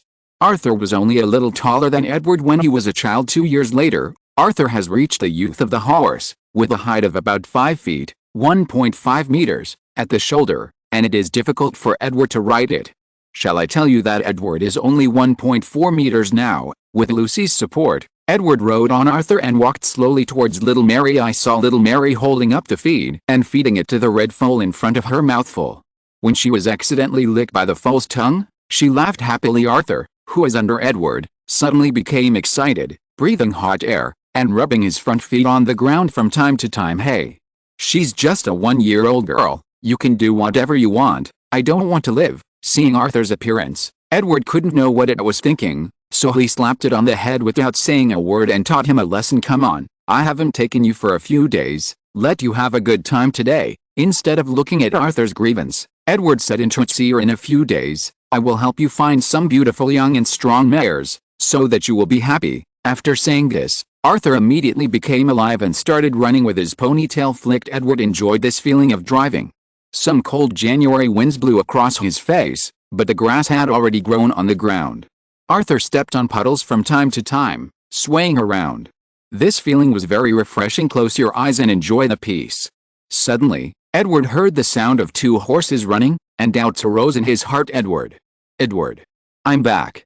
Edward suddenly opened his eyes, and he heard the voice of his sister Elizabeth. Edward looked for the sound, and sure enough, not far away, 2 knights in women's clothes ran over on horseback. One of them is in the prime of his youth, with a girlish face, wearing a red coat, and his chest is bulging heavily, like 2 small watermelons. It was Elizabeth, who was 4 years older than him. The other was in his 20s, with a calm expression on his face. He was tightly wrapped in a purple coat. His 2 long legs were very conspicuous. The watermelon on his chest was 1 size larger than Elizabeth's, making him a medium size. She is Edward's eldest sister, Princess Mary, who is 11 years older than Edward. The 2 went to the monastery to practice some time ago, and they just came back now. If you're listening to this novel on a channel other than Fanfic World, it means they downloaded and uploaded it without effort. We cordially invite you to visit our channel, Mundo Fanfic Novelists. There you'll find the original version of this story, and you can explore many other novels of various genres. We're waiting for you to immerse yourself in a world of incredible novels. Chapter 96. Two Sisters. Elizabeth. Mary. You are back. Looking at Princess Elizabeth and Princess Mary, who were galloping over on horseback, Edward gave a knightly salute. On horseback, Edward, you can do it. It's a pleasure to be in charge soon. Elizabeth rode to Edward's side, looked Edward up and down, and said involuntarily, however, how is your health during my absence? Can you handle the tiresome government affairs now? Seeing the ridicule on Elizabeth's face, Edward didn't explain too much, but curled his lips indifferently. Seeing Edward's adult face, Elizabeth felt that she was about to explode, and it was time to teach him a lesson. Just as she was about to wave her hand, she squinted and saw that there was her sister Mary behind her. She trembled and sat up again. Good day, Sister Mary. Edward greeted the last Princess Mary. When Princess Mary was a child, she was favored by Henry VIII and was once named Prince of Wales, which is the title of Crown Prince. But the good times didn't last long. As Mary grew up, her parents' marriage gradually fell into crisis with no male heir. Henry VIII was desperate for another wife. In 1525, Henry VIII determined that Catherine could not give birth to a male heir for him, and had an extramarital affair with the maid Anne Boleyn, also known as Anne Boleyn. Henry VIII was determined to divorce Catherine, but Catherine insisted that she was queen and refused to divorce Henry VIII. So Henry VIII expelled Catherine from the palace, and in the end Henry VIII divorced Catherine on charges of adultery and put her under house arrest. This is also the original intention of Henry VIII to launch the religious reform, which is to divorce Catherine, and her status plummeted from a crown prince to an illegitimate daughter. Although Anne Boleyn was Elizabeth's mother, Mary treated her as her own sister and did not abuse her. So for this older sister, Elizabeth was in. Edward, your body seems to be recovering very well. This is really a pleasant thing, Mary said with a sad face. That her body was the same as Edward's. She had suffered from illnesses since she was a child, and it was very hard work. Only Elizabeth's body is very healthy. In history, she was the longest king and lived the longest. This time she went to the monastery to pray for blessings with Elizabeth, just for the sake of herself and Edward's body, and she stayed there for more than half a year. Sincerely, yes, Sister Mary, why don't you run like me every day? Your body will definitely be fine. Really? But will this? Seeing the hesitation on Princess Mary's face, Edward knew what she was thinking. After all, she was a Catholic and could not ignore the influence. It's okay. Otherwise, you come here to ride horses every day, and no one here will know in. Seeing that Edward was always thinking of herself, Princess Mary was a little embarrassed to refuse, so she could only nod softly. No one thought that Queen Mary, known as Bloody Mary in the future, was still a shy girl now. Okay. Let's ride together. Since the father left, we haven't ridden together for a long time. Drive. After speaking, Edward lightly whipped Arthur, and then he ran forward quickly. Seeing Edward galloping away first, Elizabeth let out a strange cry, and hurriedly urged the red horse under her to run away. Princess Mary took a look at the two people who were running far away, and then slowly and comfortably pinched the big yellow horse under her buttocks, and followed the evil dividing line. At this time, in London, in the wealthy district, in front of a luxurious villa, there are various carriages parked one after another. Although the colors are different, their unified feature is that they are all inlaid with gold, gems, or silver. A carriage is worth the lifetime income of a middle-class family, as the saying goes. There are nobles in talking and laughing, but there are no white people in dealings. Tea from the East, fat cattle from Europa, honey, and white bread are neatly placed on the table, and guests come and go. Take them at will. Dozens of young girls dressed as maids are serving with smiles on their faces, and their friendly smiles can sweeten everyone. This is the banquet scene of Cromwell Smith, member of the London Home Rule Council. Cromwell is one of the few big businessmen in London. Relying on the most profitable salt business, his wealth is like a snowball. In the whole of London, his net worth is a secret. However, there are rumors circulating among the people that he may already have a net worth of £100,000, and his family provides a quarter of the salt in London, and it is said that the salt of the Smith family has been sold to Ukraine. But the most convincing proof is that Edward's father, Henry VIII, once borrowed money from the Smith family. The reason why everyone came here today was that Cromwell's grandson turned 10, so the Smith family feasted on the guests outside. Cromwell Jr., the son of Cromwell, entertained all the guests, and it was very lively. Meanwhile, the protagonist, MP Cromwell, entertains important guests in his private boardroom. Gentlemen, What do you mean by saying that the little king asked us to make up £20,000? A middle-aged man with yellow wavy hair asked in a voice, and he still had a thick cigar in his mouth when Cromwell heard the words. He glanced at the yellow hair. This was the coal tycoon John Thomas, who provided almost all the coal in London. I guess it's because the little king has no money. I haven't heard that he has given out all the money from the royal family's private house. A middle-aged man with dark hair, a little fat, and a fleshy face sat on a chair and sneered. His words were full of disdain. This is Bruno Adam, a shareholder in the salt business with Cromwell. He has hundreds of people under him, and he is a ruthless person. We are all their fat sheep. Whenever you are short of money, come to us. This time it's even more extreme. It would be fine if we borrowed money, but they actually want us to donate for free. There is nothing more extreme than this in the world. My Mr. Smith, what do you say? The one who kept mumbling non-stop was Fitch Cartier, a famous wool exporter in London. Although he was only in his 20s and looked stunned, there was no one who could sit still. As soon as his voice changed, he pushed on Cromwell. Smith, pretending to be innocent, seeing everyone's eyes turn to him, old Cromwell knew that he could no longer be a quiet and handsome man. This matter is similar to what Mr. Adams said. The little king is thinking about the money in our pockets. P.S. I'm also drunk. 3 words are missing and it becomes 9 o'clock. Chapter 97. Who told us to be the richest in London? It's a sin to have too much money. Before old Cromwell finished speaking, a man in his 30s mocked himself. This is Adler, a Jewish banker who settled in London, a Jew. Although he has been in London for 10 years, everyone still hasn't fully accepted her. During this period, Jews did not have surnames and were severely suppressed in the Middle Ages. It was mainly religious anti-Semitism, which originated from the hatred of Christians against the legendary Jews who killed Jesus. Christianity, not to intermarry heathen, etc., and deepened before and after modern times. Economic anti-Semitism has been strengthened. The excuse is that Jews have relied on business and usury since ancient times to get rich. In fact, it is the traditional Christianity's preaching of poverty and the prohibition of Christians from doing business, especially the regulations on usury, that forced the Jews to become rich, operating this way for survival, exploiting Christians to the bone. The reason why Adler came to London was because he asked Henry VIII for a debt. Henry VIII, who had no money, directly gave him a small mine as a loan, so he took root, came to London from the Netherlands, opened a bank, and brought the advanced banking technology of the Netherlands. After 10 years, Henry VIII's mine has not been recovered, but his bank has developed rapidly and has become one of the best bankers in England. By accident, he went from a small banker in the Netherlands to a high-ranking person in London, but he was still uneasy. In the Middle Ages, Jews were deprived of property everywhere. That's why he was so sensitive to the king's request. No one can take away our property, but you, Adler, a Jew, might not. Salt merchant Bruno Adam choked on him with words, with a mocking expression on his face. After hearing what he said, Adler's face became darker, and his worry became stronger. Okay. We're not here to talk about this. Let's discuss how to distribute the £20,000. Old Cromwell glanced at the fleshy Bruce Adam, and then changed the subject. Does it need to be said? Let's directly mobilize the parliament to increase taxes. Those craftsmen and small traders have made a lot of money recently.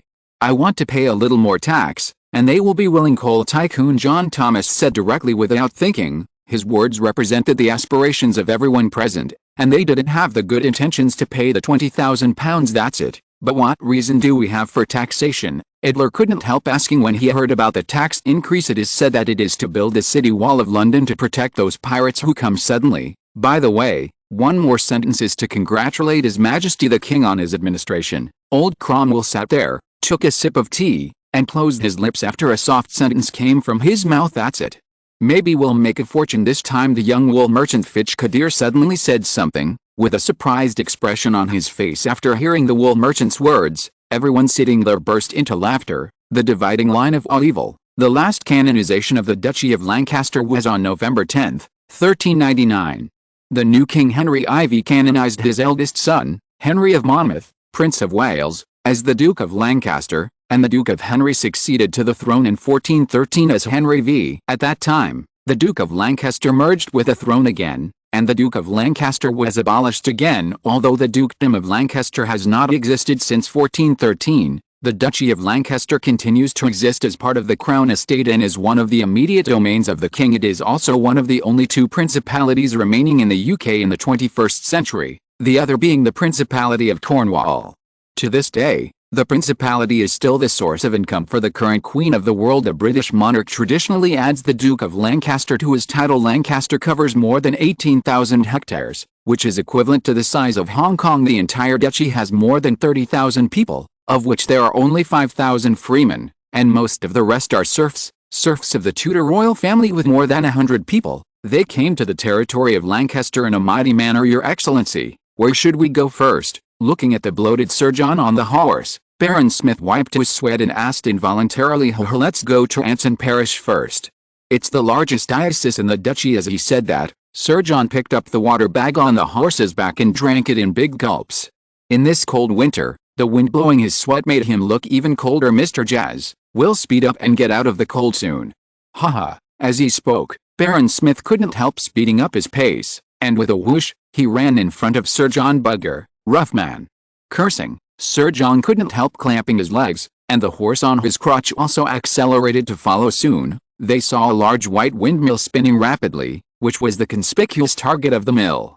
Baron Smith knew that tonight, the place where they rested had been found. After being entertained by the host, Baron Smith and Sir John hurriedly started their journey again. On the third day, more than 100 people came to Anson Parish, Anson Cathedral. Looking at the solemn Gothic white church, Baron Smith, Sir John and a group of knights got off their horses one after another, preparing to go in and pray. The arrival of a group of people alarmed the bishop in the church. His Lord Bishop Vaux, who was nearly 50 years old, came out to greet him personally in a white cassock. The old and dizzy-eyed bishop took a closer look at Sir John, the Minister of Royal Affairs, and hastily quickened his pace to meet him. First seeing the old bishop staggering towards him, Sir John also picked it up with interest. Sir, by God's grace, why are you here, my Lord Bishop? I am here this time to recruit guards at the order of His Majesty the King. Sir John accepted the old bishop's greeting very calmly, and then stated his purpose. That's really great. Tomorrow morning is just the time for worship. After the worship is over, you can read His Majesty's decree. The bishop seemed to have encountered some happy event, and hurriedly gave him advice. Thank you so much, my lord, may the Lord bless you. Baron Smith on the side thanked him gratefully. This is His Excellency. Bishop noticed Baron Smith at the side, and asked with some embarrassment, this is Baron Smith, Chief of the Court Guard. Chapter 98 Recruitment. At the same time, in Windsor Manor, the current chief instructor Alexander Knight gathered more than 200 orphans over the age of 10 and started a lecture mode on the grass. Alexander Knight, who usually has a gentle face and is handsome, is the favorite instructor of these children in his class. Not only is the task very light, but Mr. Knight sometimes finds time to teach them some riding and sword skills, which is very popular among children. In fact, Knight Alexander, who has always been single, likes children very much. Perhaps it is because he has no heirs.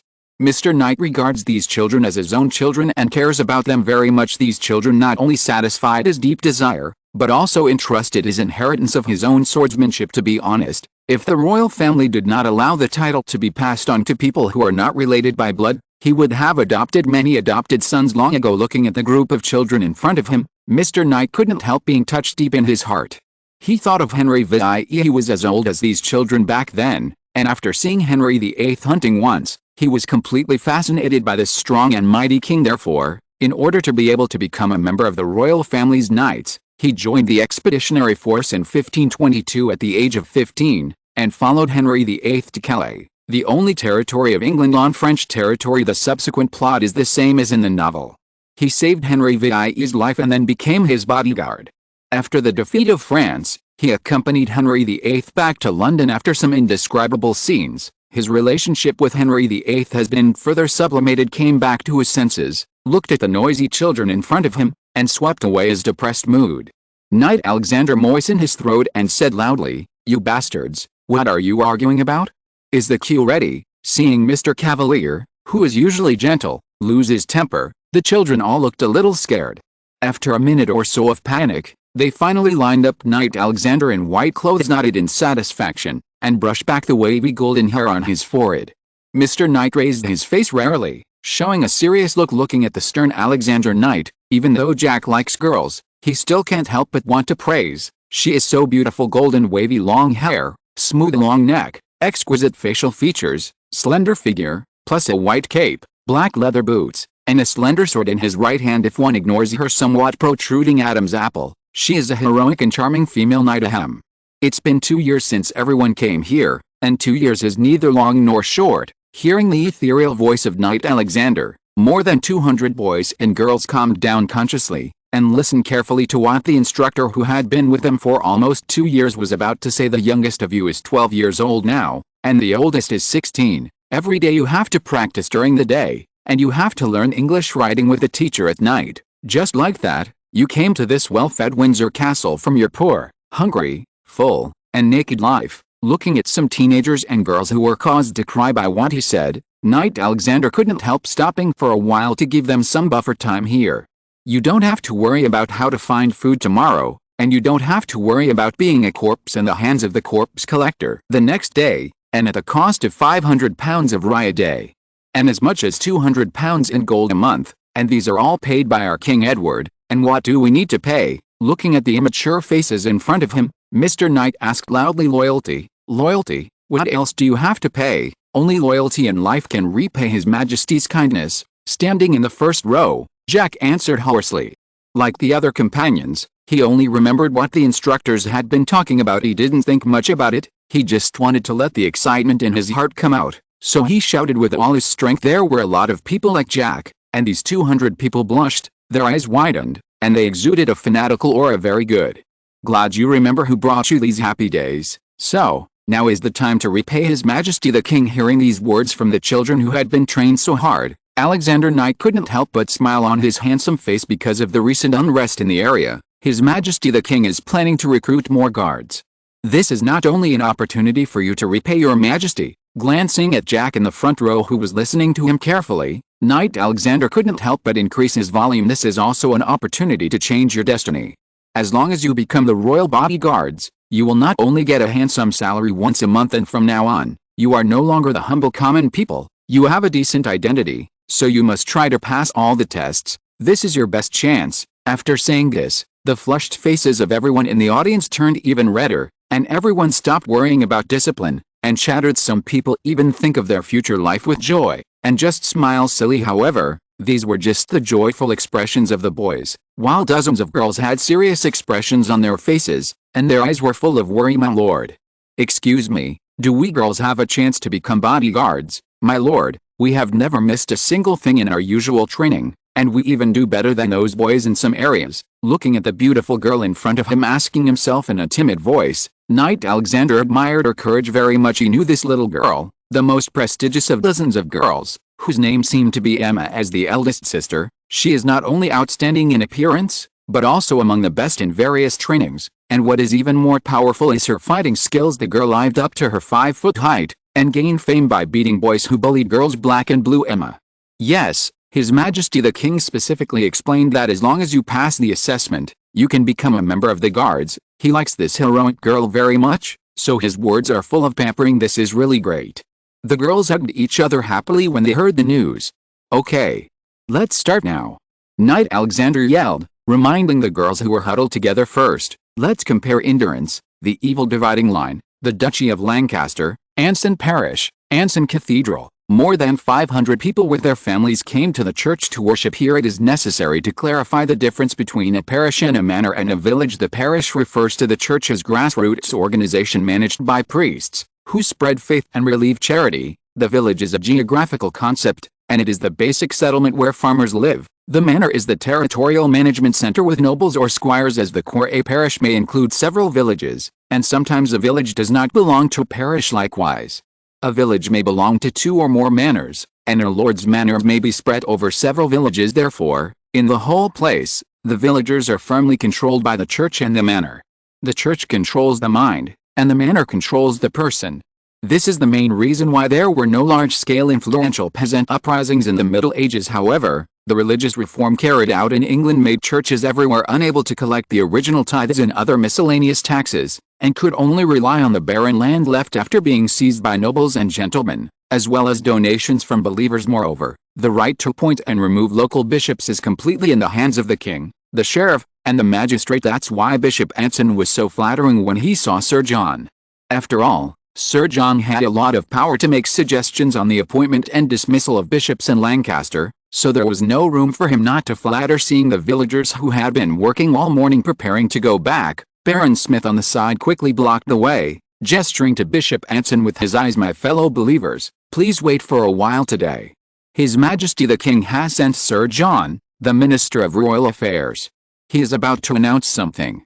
Please listen carefully." After presiding over the service, Bishop Anson comforted the restless villagers, and then explained the reason. Hearing the explanation from the presiding bishop, the flustered villagers immediately felt relieved, but the voices became louder, and everyone was very curious. "So, Your Excellency, what does His Majesty the King in London want us to do?" Looking at the well-dressed middle-aged man in front of him, Sir John knew that he was a gentleman from a local area, and the main management personnel in the local area. "The main reason is that His Majesty the King is merciful and will select royal guards in the territory. This time, free people, gentlemen, and knights and nobles can all be selected, so between the ages of 16 and 20, after 7 days, you can send your nephews here for screening. The time is not waiting. Everyone can go back." After saying this, Sir John stepped off the stage, and Baron Smith also took away a group of knights who blocked the way. The lively crowd also left the church amid a burst of surprise and laughter. "My lord, don't you need to go to another parish?" Baron Smith glanced at Sir John and asked in a puzzled tone. "Don't worry, my lord, this is the largest church and parish in the duchy. In a few days, the news of our recruitment will spread to all parts of the duchy. Let's think about where to arrange the selection. It's not easy to arrange with so many people." Sir John smiled, shook his head, and explained, leaving Baron Smith with a serious face. Chapter 99 Screening. The next group, Ike, Sandy, Jack, Alan. Jack, who was listening carefully to Alexander Knight's words, finally waited for him, and couldn't help grinning happily. "Hey, Alan, it's our time." Jack patted his friend who was in a daze and reminded happily, "Oh, really? It's really pleasing." Alan touched his long black hair, looking a little nervous. "Jack, do you think we can get through?" Seeing the nervous look on his little friend's face, Jack couldn't help but patted his shoulder, knowing that his friend didn't have confidence anymore. "Alan, usually we run 5 miles, 8 kilometers, and it takes less than half an hour. Now as long as we both run hard, we will definitely enter the top 50. This time, 50 orphans were recruited as bodyguards, and everyone else would join Darkblade as one of them. After all, these people had the highest loyalty. However, both of us also know that among the more than 100 people, many of them run faster than me. I feel." Hearing the words of his friends who accompanied him in the past few years, Jack knew that it was useless to say more. After all, it was a fact. "Don't be discouraged. Although you may not be able to join the guards, you can still become a member of the Dark Blade, which is also a decent profession." Jack could only comfort him in desperation. "Besides, the chief instructor said that after joining the Dark Blade, you can also become a knight. Is this true?" Jack. Hearing this, Alan asked in surprise with a tone of self-pity. "Of course, this is what Knight Alexander told me himself. So is it false? If that's the case, then I feel much better." Looking at Alan's relieved expression, Jack expressed his understanding. After coming from hard times, he deeply understood how eager these waifs are to become upper-class figures. It means endless food, a big safe and warm bed, and the pain of not being chased away in the cold winter soon. After adjusting his mentality, Alan and Jack came to the starting point together. They were the last group. This is an oval runway with a length of more than 1,300 feet, 400 meters. This is a runway designed and built by Edward according to the standards of later generations. It is paved with some gravel. It is exactly the playground of his elementary school. When he was a child, there were nearly 20 people in the group. Jack and Alan couldn't find a good seat, so they could only occupy the second row, and it was still a remote position on the left. "Alan, I'm sorry, it's all my fault." "It's nothing, in the end it depends on strength." Regarding Alan's apology, Jack said indifferently, with a face full of indifference, "Okay. After I say start, you can run." Knight Alexander rode on the horse, waving the longsword in his hand, and said loudly, "Start." After Alexander finished speaking, he swung his longsword upwards with great momentum. After hearing the words of the beginning, Jack rushed forward and quickly entered the top 10, while his partner Alan was still struggling in the last few. Jack can't control these things now. He only has one thought in his mind at this moment: run, run hard, run into the top 50 lives, become a majestic royal guard, become a high-ranking person. Jack is about 6 feet tall at this time, and when he takes one step, 2 steps are basically equivalent to 3 steps for others, which has a great advantage. But he still didn't dare to slack off, and he wouldn't slow down until the end. Soon, Jack felt his footsteps slowly getting heavier, His lungs were like a dry desert, and a strong wind was blowing up. And his throat directly expressed his desire for water. He didn't know how long it took until he fell into a crowd of people. His body's consciousness slowly became uncontrollable, his eyes closed slowly, and he only knew that he had reached the finish line. I don't know how long it took. Jack only felt tired, and tried to open his eyes. He vaguely saw Alan's dark green eyes, and couldn't help but parted his lips and smiled. Have I passed? Alan. Jack felt his throat was burning like a fire, and it was difficult to speak. Jack, you scared me to death. You passed, you are the first, and you will be a bodyguard protecting His Majesty from now on, Alan said to him happily, but he couldn't hide his red eyes from crying. Haven't you ever had one? Jack raised his heavy head and asked, leaning up. No, but it's okay, I will see you in the future. Alan smiled bitterly, pretending to be indifferent, and said, yes, Jack, you gave me a surprise. I didn't expect your body to be so powerful.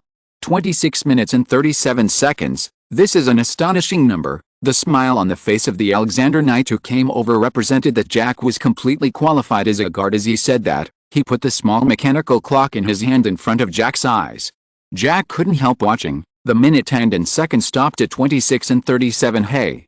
I didn't expect that either. I just ran hard. Jack rubbed the back of his head in embarrassment and smiled foolishly. In fact, China invented the earliest mechanical clock in the Eastern Han Dynasty. Zheng Heng made a water-leaking armillary sphere, using a gear system to connect the clepsydra with the clepsydra. The dripping water from the clepsydra pushed the sphere to rotate evenly, making exactly 1 revolution a day. This was the earliest mechanical clock that appeared in the 3rd year of Yuan Hu in the Northern Song Dynasty, 1088. Su Song, Han Gonglian and others created the water transport instrument platform, which already used the escapement mechanism in the West. In 1350, Dante of Italy manufactured the first mechanically struck tower clock with a simple structure. In 1582, Galileo of Italy invented the gravity pendulum. In 1657, Huygens of the Netherlands introduced a gravity pendulum into the mechanical clock and created the pendulum clock. It's a pity that such a good technology was destroyed by the war. Here in Windsor Castle, there's only the most basic selection of running, because all orphans have already learned how to ride, but in Lancaster, riding competitions are held like a fire. My sir, I never thought that there are so many people in the entire duchy preparing to participate in the selection. Looking at the group of registration teams lined up like ants in front of him, Baron Smith couldn't help but sigh deeply. What, so many? There are many gentlemen and free people who have not received the news in time, otherwise there will be even more people. Sir John was very disapproving of the Baron's exclamation. When are we going to get so many people? Let's do a screening. What do you think? Sir, Baron Smith shook his head. Looking at the thousands of people in front of him, he couldn't help but feel a headache. There are so many people in the Lancaster territory alone, and there is also the Duchy of Cornwall. Is this a life-threatening rhythm? Lord Baron, your opinion is exactly what I want. It's better to filter it in advance. Sir John couldn't help but nodded when he heard Baron Smith say this. Go and tell those people that those who don't bring their own horses will leave on their own. Baron Smith turned around and said to the tall and thin guards, my Lord Baron, why do you want to exclude those participants who don't have horses? Mr. Sir felt a little curious about Baron Smith's order. Sir, think about it. How can those who don't have horses be as good at riding as those who have horses? It's better to let them leave early and save us some time. As the two talked and laughed, the fate of many people was decided in this way. After Baron Smith's order was conveyed, the crowd was boiling like a frying pan, and the noise was endless. But soon, under the threat of the guards, and some participants who owned horses drove them away, these voices of dissatisfaction were quickly quelled. But after a while, more than half of the people who were already full left at once, and the remaining people were over 1,000. Best came from a wealthy Yemenan family. His father not only cultivated his own family's 30 acres of land, but also rented and planted more than 100 acres of land owned by noble lords. That's why he can buy a horse and meet the standard to stay. Seeing that the middle-aged nobleman standing on the high platform was about to start talking again, Best was afraid that there would be some conditions to brush him down again. Okay. Now you can start the competition. This time the rules are a bit special. You need to choose one of the more than 100 knights. Hearing the middle-aged nobleman start talking about the rules, Best held his breath and listened carefully. You choose one of the more than 100 knights to single out. As long as you survive 3 moves, you can become the guards protecting the royal family. Baron Smith announced the rule that Edward had come up with, which made the people in the audience look puzzled. They have never heard of the rules of the game, and they feel a little weird also. Only 50 people are allowed to challenge at a time. As he spoke, Baron Smith pointed to the more than 100 guards in armor behind him, his face full of the taste of watching a good show. As the first batch of riders, Thomas decided to choose a knight who looked shorter. He thought it would be nice to have an advantage in height. Riding on a horse, he lifted the long javelin wrapped in linen in front, and put on the armor with the help of the servant. Through the mask, Thomas looked at the knight who was like a javelin not far away, and gradually calmed down. "Okay. Get ready, let's." Hearing the middle-aged man's voice, Thomas started the attack first. As if there were 50 participants present, the short knight on the opposite side glanced at it with disdain, and also started between electric sparks and flints. The two got close. Bang! The sound of shields colliding reached Thomas' ears, and a huge force oppressed his heart. P.S. More votes, more love. As long as everyone gives a little love, I will be overflowing! Exclamation mark. Chapter 100 Drama Theatre. After the 16th century, with the rise of British capitalism, the scale of London expanded rapidly. In 1500 AD, the population of London was only 50,000. In 1600, the population increased to 200,000. It is about the size of a county in China today. London, the capital of the United Kingdom, is located on the plains of southeastern England, across the River Thames, 88 kilometers from the mouth of the River Thames. The London area was where the British lived at that time. In 54 BC, the Roman Empire invaded the British Isle. In 43 BC, it was the main military station of the Romans and built the first wooden bridge across the Thames. The Thames River flows through the south of the city of London, and the river is rich in various fish, which has brought it the reputation of the glory and wealth of the city. The Thames River is the main traffic artery in the city of London.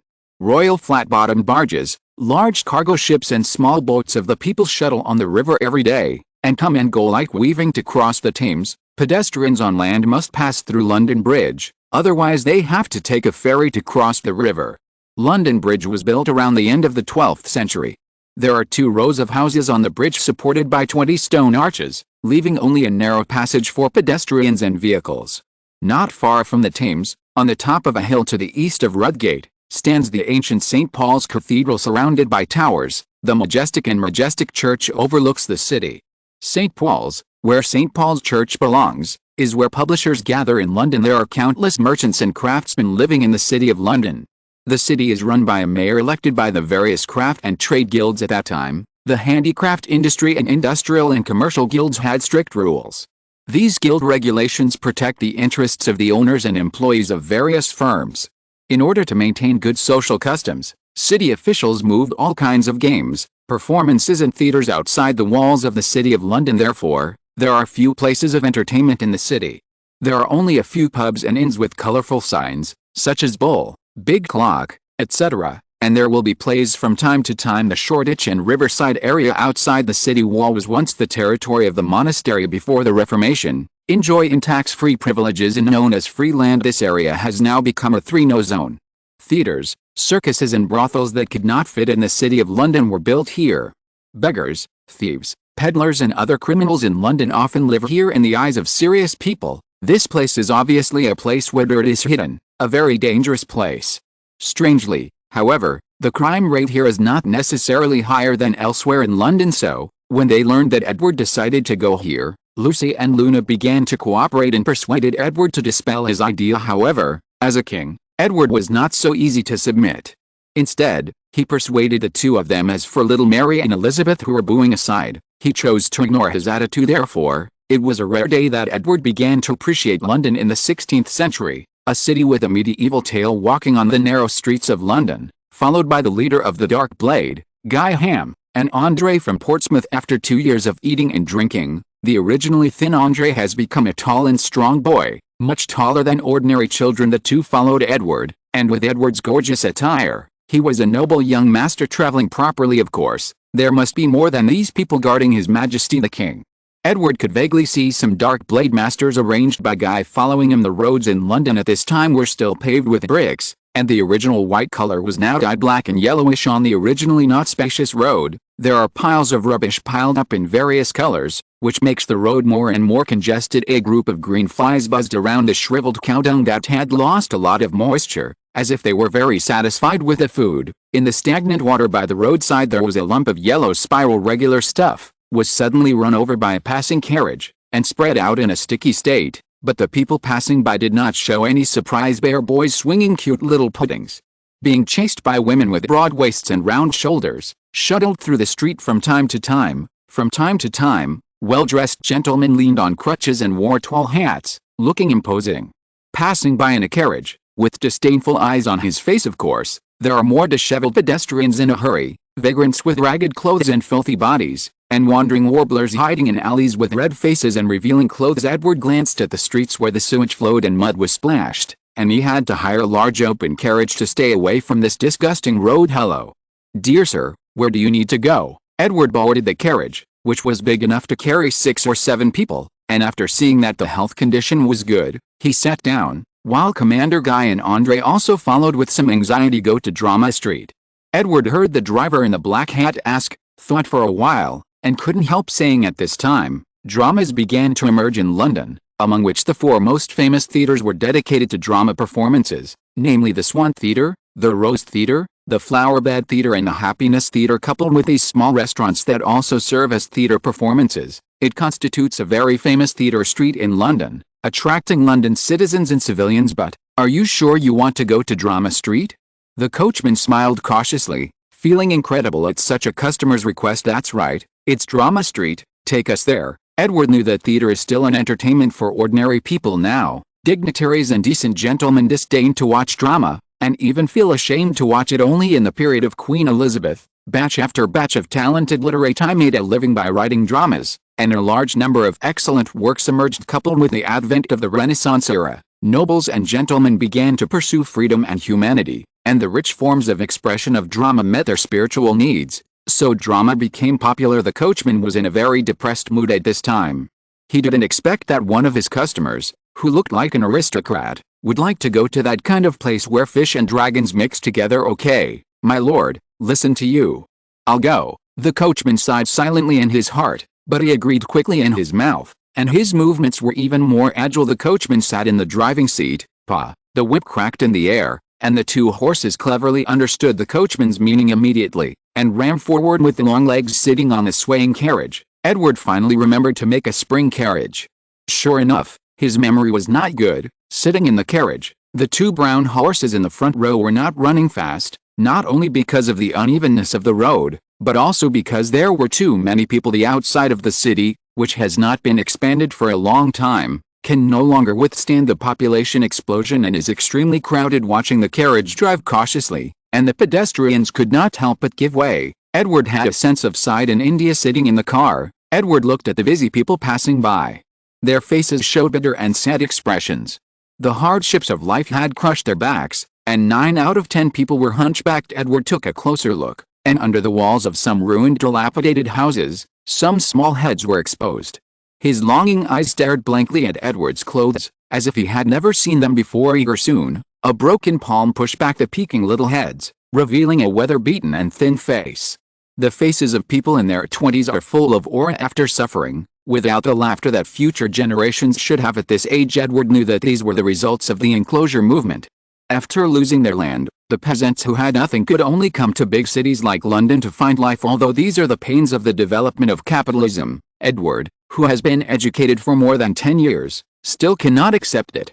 He thinks that the primitive accumulation of capitalism should be carried out in another way. After thinking about the philosophy of life, Edward felt the carriage stop, and the voice of the coachman came to his ears. Sir, Drama Street is here. The groom's tone was still as respectful as ever. It was obvious that he had no doubts that Edward was a big shot. After all, that kind of high-ranking temperament cannot be deceived. Really? Then how much should I pay you? Edward glanced at the coachman with interest, expecting to kill his driver and slap him in the face himself, so as to show his presence. Well, sir, you only need to give me 6pence, 2pence each. As he said that, the groom smiled, showing a simple and honest smile. Guy, give it to him. Edward heard the figures, and knew that the groom didn't beat him hard, but exaggerated a bit more than usual, which is a bit of a small businessman's mind no longer interested in him. Edward looked around. This was almost the innermost part of the free area of Shoreditch. 4 slightly larger theatres are lined up in a row, spreading out like cattail fans. Swan, Rose, Happiness, and Flower Bed, These 4 theaters are included in Edward's eyes. In turn, the remaining small theaters or part-time theaters are arranged in the corners, like a string of pearls, with the largest and most beautiful in the middle, and the others can only be bent to the sides. It is said to be a grand theater, but it is actually not that big, at most the size of the middle school auditorium, with 2 floors, but its aura is completely different from those of small theaters. Not only was their box office full of people, but the ticket price was higher than that of a theater. Edward looked. The line was 50 feet long. End of this chapter. Thank you very much for reaching the end. Don't forget to like. Looking for more exclusive content and immediate access? Subscribe to our Patreon. Remember, every like, subscription, or donation encourages us to continue. Thanks to everyone. See you in the next video.